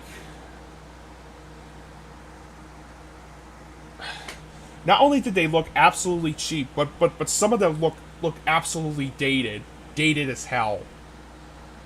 And the third act and ending are some of the worst I've ever experienced in the movie this entire year so far. I'm gonna have to spoil what happens in this one, so spoiler warning, but I don't care. You shouldn't see this movie. Here we go. So in the ending to the original Firestarter, after Charlie discovers the truth about John Rainbird, played by George C. Scott. After she discovers the unfortunate truth about that character,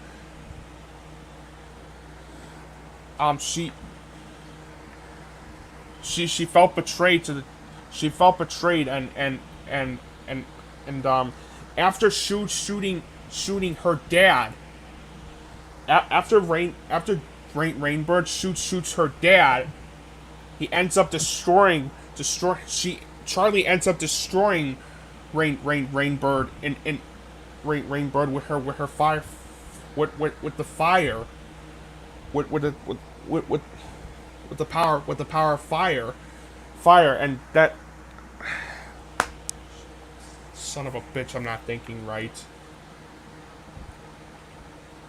What I was trying to say is that after discovering the unfortunate truth about John Rainbird, after John Rainbird kills her father, she battles John Rainbird by like five. She destroys John Rainbird with her telekinetic powers and involving fire, which caused him to die, which caused him to die in the fire at the farm, and that is a well deserved karma from a character who's just an absolute dickwad. But in the remake, you're not gonna believe this. In the remake, after the building and the whole facility was destroyed, Charlie ends up in the beach. In the beach, and guess who shows up to like? Guess who shows up to take Charlie? Take Charlie. John Rainbird. Yup. Yup. The serial killer John Rainbird all of a sudden ends up with Charlie in the end.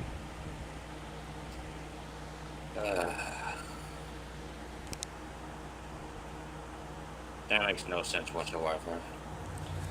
It doesn't. It fucking doesn't. At all. This movie is an absolute disgrace.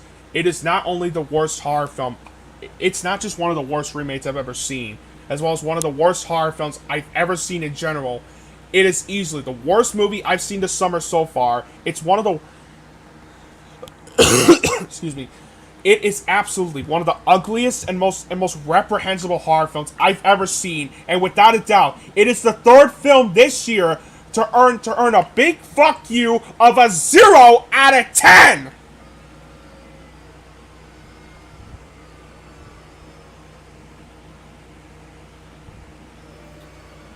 Fuck this movie. Fuck this movie. This movie is so bad that I don't even think my least anticipated film of the summer, Jurassic World Dominion, is even going to top this. And let me tell you, I hated this movie so much that I don't even know if I hate this more than like Morbius. They're both on the same level. But I don't know if I hate this more than Morbius, but it is definitely a candidate. It is definitely a perfect contender for the worst film I've seen this year so far. It's worse than Moonfart, without a doubt. But I don't know if I hate this more than Morbius, but let me tell you, I don't know if I hate this more than Morbius, but they're both neck and neck for the worst film of the year so far. Fuck this movie. At least Firestarter didn't try to start a cinematic universe.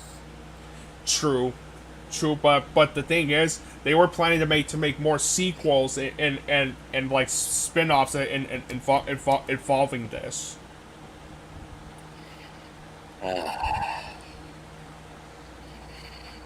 Let's just go on with my discussion. Seriously, fuck this movie. Fuck this movie up its own fucking ass. So with the success Your of turn.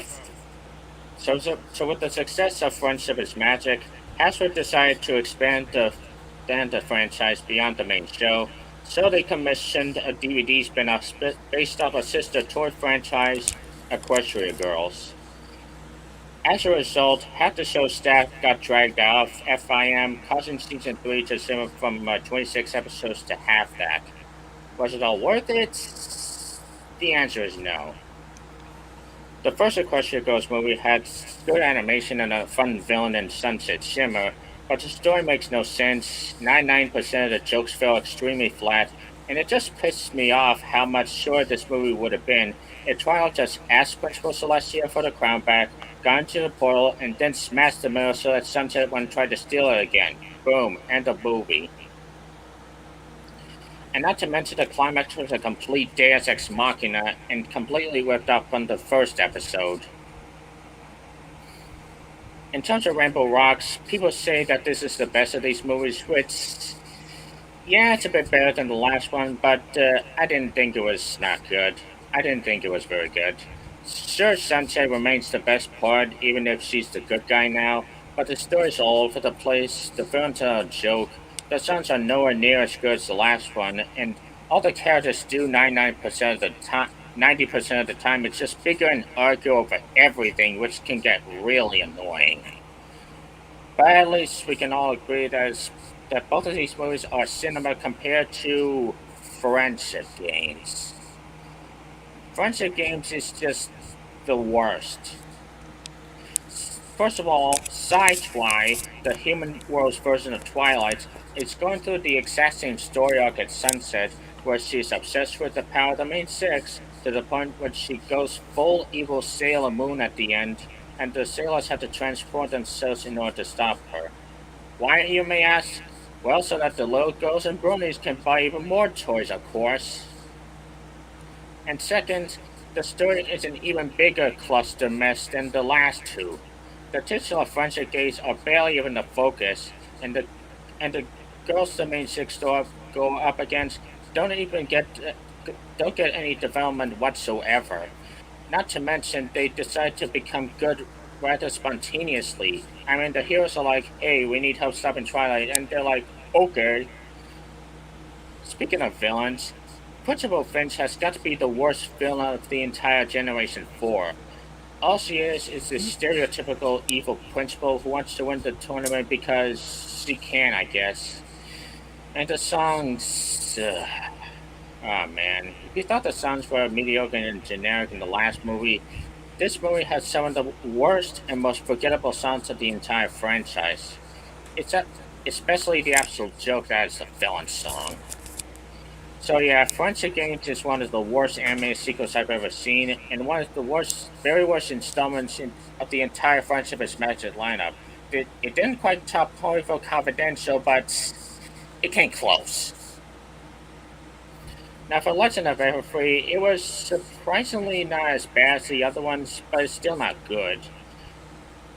For the first two acts, it was on the right track with an easier to grasp plot and some decent plot threads. Nothing great, but nothing awful either. But but then once the twist villain was revealed, the film went on the cliche Sailor Moon light show that plagued these movies already. Like, can't the writers seriously think of something original? So overall, these movies are pretty much what everyone thought Friendship with Magic was going to be. Hollywood's kids content that favors quantity and glamour over actual quality. As for how I would rank them, Friendship Games is the worst, followed by the first one, followed by Rainbow Rocks, followed by Legend of Everfree, which wasn't terrible but still not good. As for the theatrical movie from 2017, I did a video review on it back in the day, expressing that I was kind of underwhelmed by it. And now that I caught up with season 7, I can safely say it kind of got worse for me. I will say most of the cast is impressive, as the main six signed just as much as they did in the show. And even some of the newcomers are really good, especially Emily Blunt, who steals the show as the villainous Tempest Shadow. I really appreciate the occasional nods to the show, The adventure is pretty fun, and some of the action set pieces are entertaining. I just have three major problems that really bring it down. One, the animation. Not only do they rely so much on the CGI, which doesn't look the least bit convincing, but the redesigns suck. Even when the trailer came out, I knew something was off with how the ponies look, but I didn't exactly put my finger on exactly why. But after rewatching it, I think I got the gist of my issues. The heads are too round, the pupils are too big, and even the frame rate is off at times. I really wish they did what the SpongeBob movie did and kept the original designs, but give it a bit more cinematic shading. Second, Daniel Ingram's songs are extremely forgettable. Outside of the villain song, which is an absolute banger, the rest of the songs I felt to be bland, underwhelming, and unmemorable. And the last major part of the movie is the script. This has got to be one of the messiest scripts I've ever seen in a theatrical expanse of a cartoon.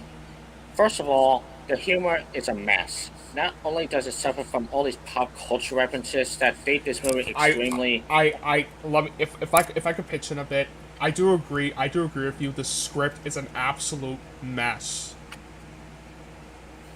Yeah, not only do they rely on these pop culture references, hell, they even have a freaking AOL dial-up sound in one scene. But Michael Pena plays the sidekick of Tempest. He feels oh! Don't even get me started! Don't even get me started on that fucking Grubber character. Yeah. Speaking of the characters, don't even get me started on that. Speaking of the characters, Tempest's motivations is more or less the same as Starlight's. She lost a friend, so she turned her back on friendship. Which seems extremely hypocritical since she trusted that the Storm King would get her magic horn back, even though he has evil written all over him. And plus, Liev Schreiber is completely wasted as him. They build him up as this intimidating, threatening, important villain, but A, he's barely even in this movie, like one scene in the beginning and then the climax, and B, when he's in this movie, he's lacking the one thing a good villain needs: intimidation. I mean, the writers can't seem to make up their mind on whether to make him joking and sarcastic or talking threatening, and this was not a good mix. Also, why was Flasheye in this movie? I mean, she does nothing throughout the entire movie except be a scared doormat like she was in season 1. Did the filmmakers even see her involved in later seasons? She obviously became more aggressive and willing to stand up for herself as the series went along. Speaking of sidelined, where the hell is Starlight? The last couple seasons built her up to be as important as the main six, but here she was reduced to a cameo in the end credits. And I wouldn't mind so much, except she would have been perfect in the scene where... We'll get to that part later. And there's just these little dumb moments that I just can't get behind.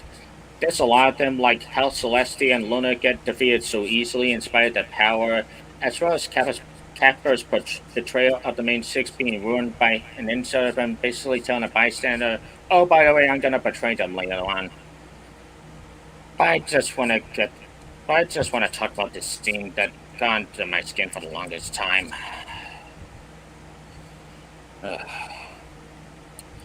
So basically, the main six go to the hypocrites to help them save Equestria, but they say no.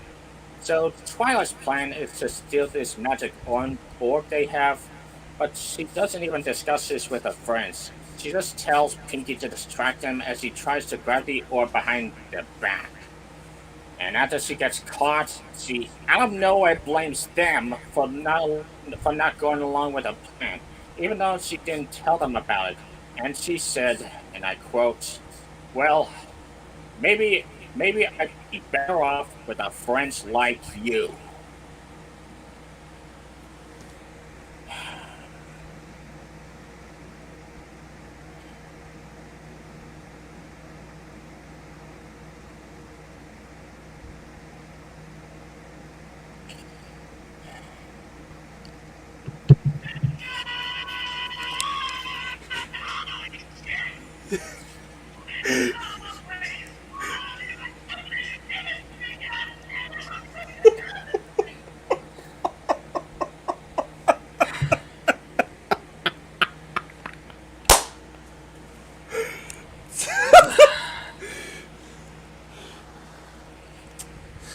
And what's the worst part about this moment? It would have been perfect if it would have been perfect for Starlight. Have her try to steal the orb and then left out of her friends. I mean, Yeah, sure we need Twilight. I mean, sure we need Twilight to get separated from the others, but how about this? Could try to console Twilight, and then Twilight gets captured by Tempest. Then after Tempest does a little backstory, Twilight could tell her that Starlight went through a similar thing, and yet still found good in her. That the only person who betrayed Tempest was herself. See, that would have been way better than what we actually got. yeah. I agree with you right there. Even though I did find this movie like decent, I agree with you that the story you mentioned would have been much better than the one that we got. So yeah, you can pretty much see why I was so frustrated with this movie. It's not terrible. Hell, I'd rather see this over some of the worst MLP episodes, as well as the Equestria Girls movies, New Generation, and it's especially better than Newborn Cuties. However, I feel like it could have been way better given the high standards set by the overall show. The animation is way too unrendered, the songs are forgettable, the humor is lacking, and it just had to rely on so many plot contrivances and character assassinations just to move the plot along.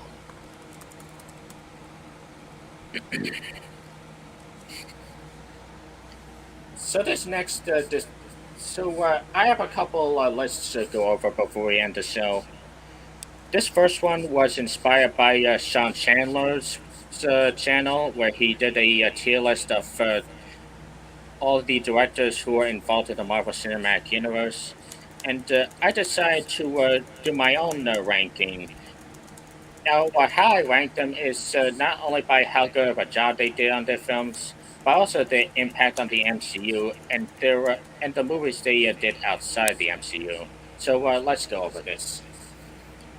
My number 19 is Alan Taylor for Thor: The Dark World.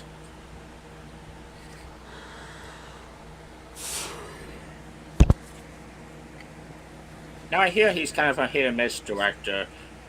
Well, he did do Terminator Genesis, but he also did some episodes of Game of Thrones and The Sopranos, which I hear are very good. And he also did the Many Saints of Newark, which was a good film too. Yeah. My number 18 is Anna Boden and Ryan Fleck for Captain Marvel. Yeah, Captain Marvel has got to be the most forgettable and one of the most forgettable and generic films of the MCU so far. Yeah. And and before them, they did a bunch of independent films I'm not too familiar with like Half Nelson, Sugar, and Mississippi Grind. Half Nelson is a great film.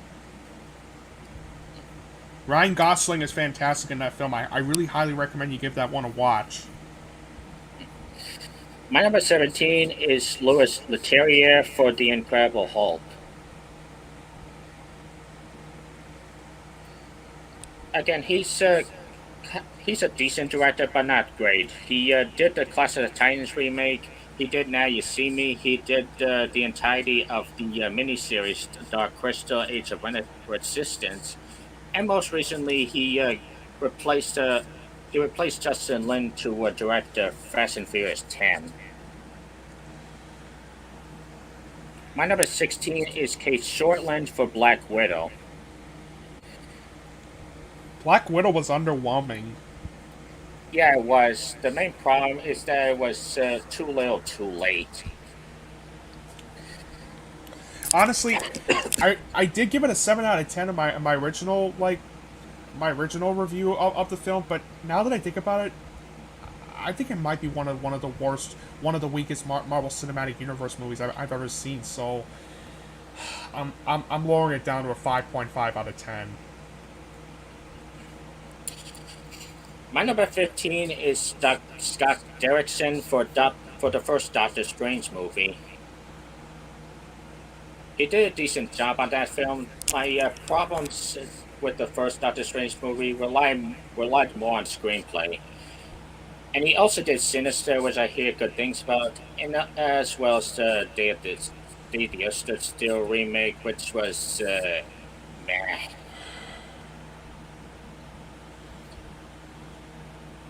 My number 14, I do appreciate what this particular director is going for, but Eternals was just underwhelming. My number 14 is Chloe Zhao.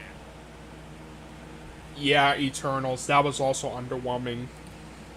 Especially since she previously won an Oscar for directing Nomadland. Yeah, like what happened?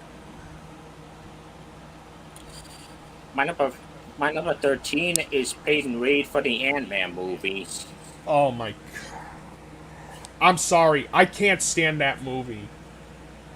I can't stand Ant-Man the Wasp. I liked the first Ant-Man movie, but I hated Ant-Man the Wasp.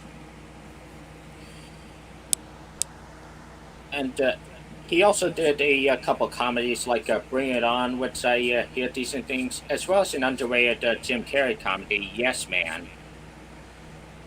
And he did Downward Love, which was a good film too. My number 12 is Joe Johnston for Captain America the First Avenger.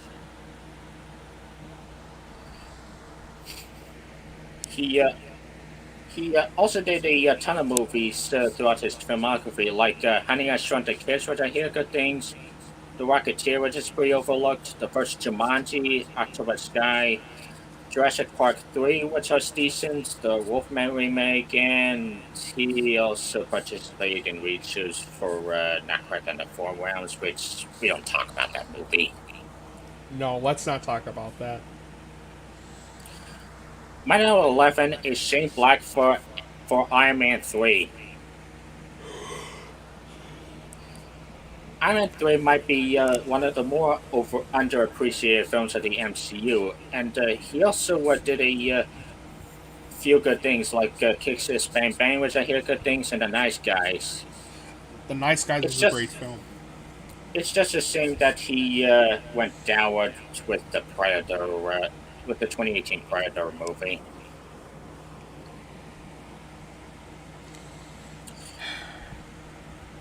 My number 10 is Destin Daniel Cretton for Shang-Chi and the Legend of the Ten Rings. That's a great film.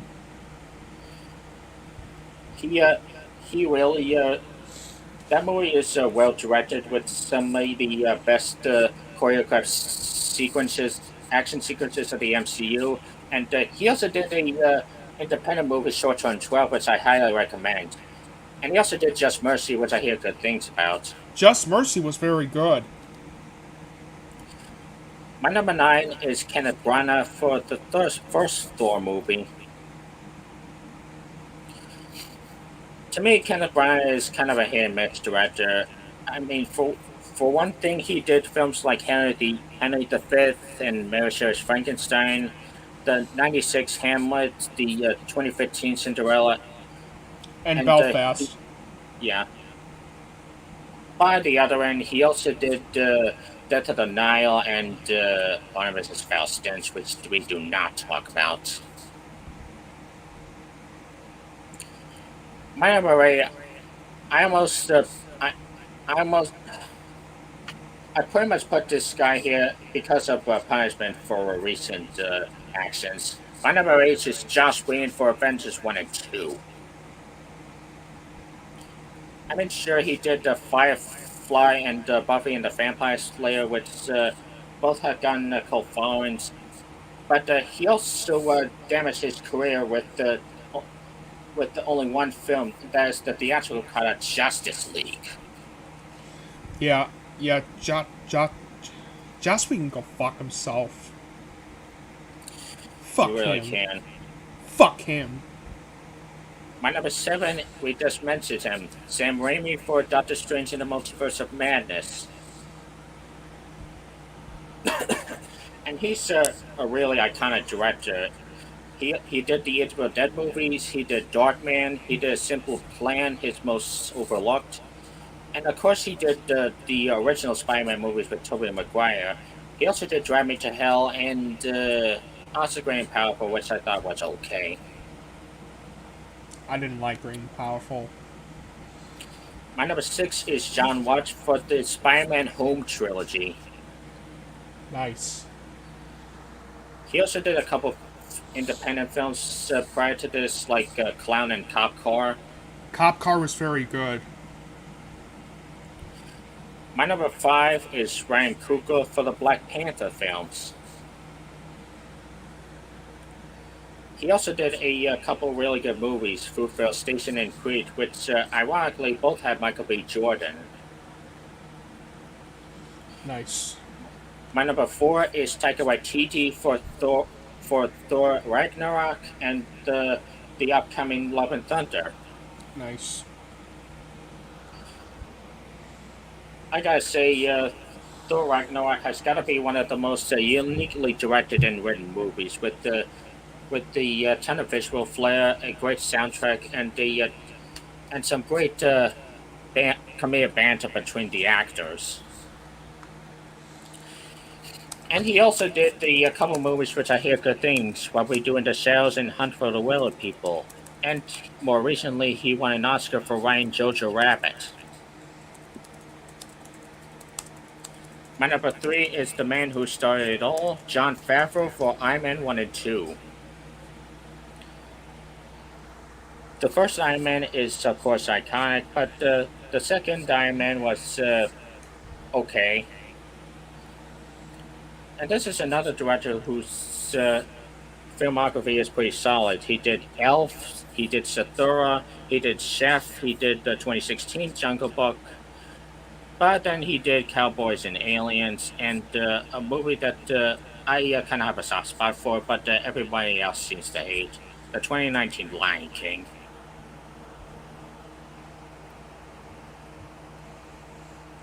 Fuck that movie. At least we can both agree that the original Lion King is better than that movie, even if you found that overrated. Yeah, really. My number two is James Gunn for the Guardians films. And this is another director who's pretty iconic and unique. He not only did those movies, but he also did a pretty overlooked superhero movie, Super, as well as the DC film Suicide Squad 2021. Nice. And number one, you all pretty much called it, The Russo Brothers. Yep. Because not only are Cap 2 and 3 well directed with some great character drama and some tight action sequences, but Infinity War and Endgame pretty much changed the whole superhero game. Mm-hmm. Now, in terms of their other movies like Yumi and Dupree and Sherry, yeah, they're not as good.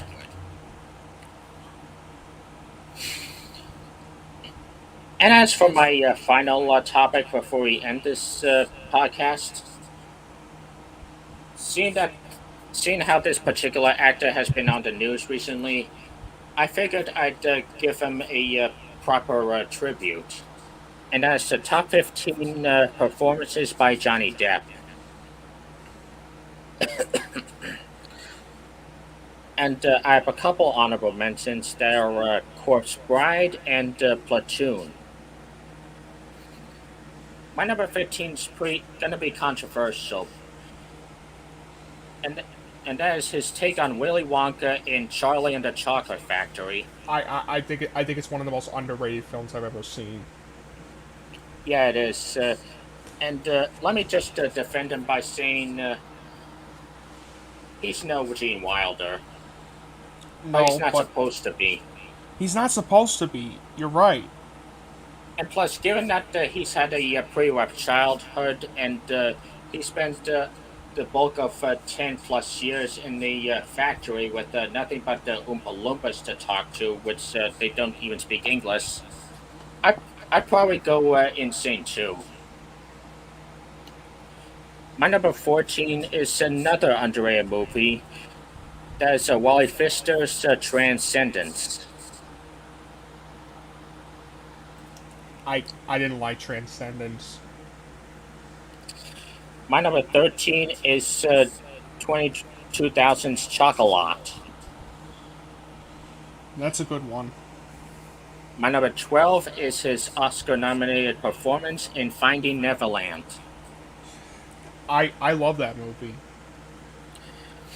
My number 11 is Sleepy Hollow.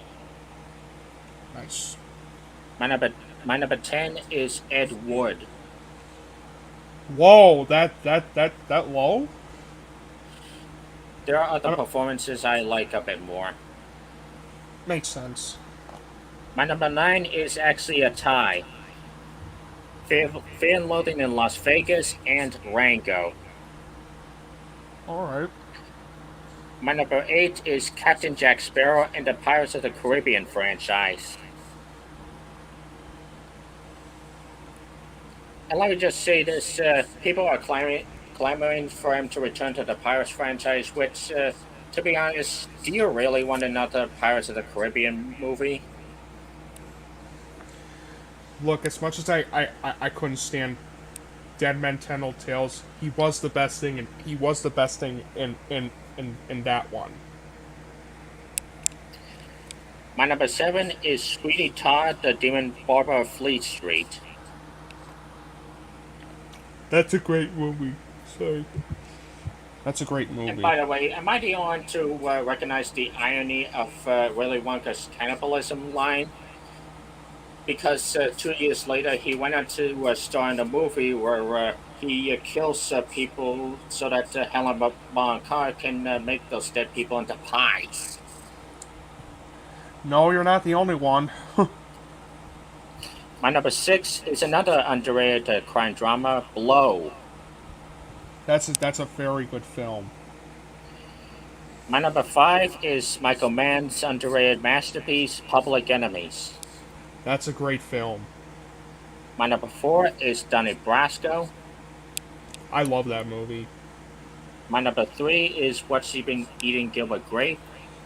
That's one of the best movies from the 90s I've ever seen. My number 2 is Black Mass. Nice. And number 1, Edward Scissorhands. Nice. I'd say either he or Ray Liotta should have won Best Actor in that year. Yeah. And rest in peace, Ray Liotta, by the way. Seriously. Seriously, rest in peace, Ray Liotta. Alright, you know what? I'll name my top 3 favorites from Johnny Depp before we call it a day. Number 3 is Donnie Brasco. Number 2 is Sweeney Todd. And then my favorite Johnny Depp movie. Oh wait, hold on. Donnie Brasco is actually number 2. Never mind. Number 3 is Edward Scissorhands, and my number 1 favorite Johnny Depp movie, without a doubt, is Ed Wood. It's one of his all-time best performances for sure. Absolutely. All right, so that ends today's podcast for today. I know it was longer, but we had a lot to talk about today. So thank you guys very much for coming on to this podcast today. Hope you guys have a good Memorial Day, and be sure to subscribe to Soren the FilmBrony. And even though he's not here, Christian Frey, he's on their YouTube channels. The links are in the description below. Give them the love they absolutely deserve, since they are wonderful people that make some really good content and to hang out with. And until we meet again for episode 27 of the FilmBrony podcast. Hope you all have a great Memorial Day, and hope you all have a great summer too. And as always, until we meet again in June for episode 27, this is Soren the FilmBrony, and me, Nick Canino, signing out for today. See you all next time. Bye bye.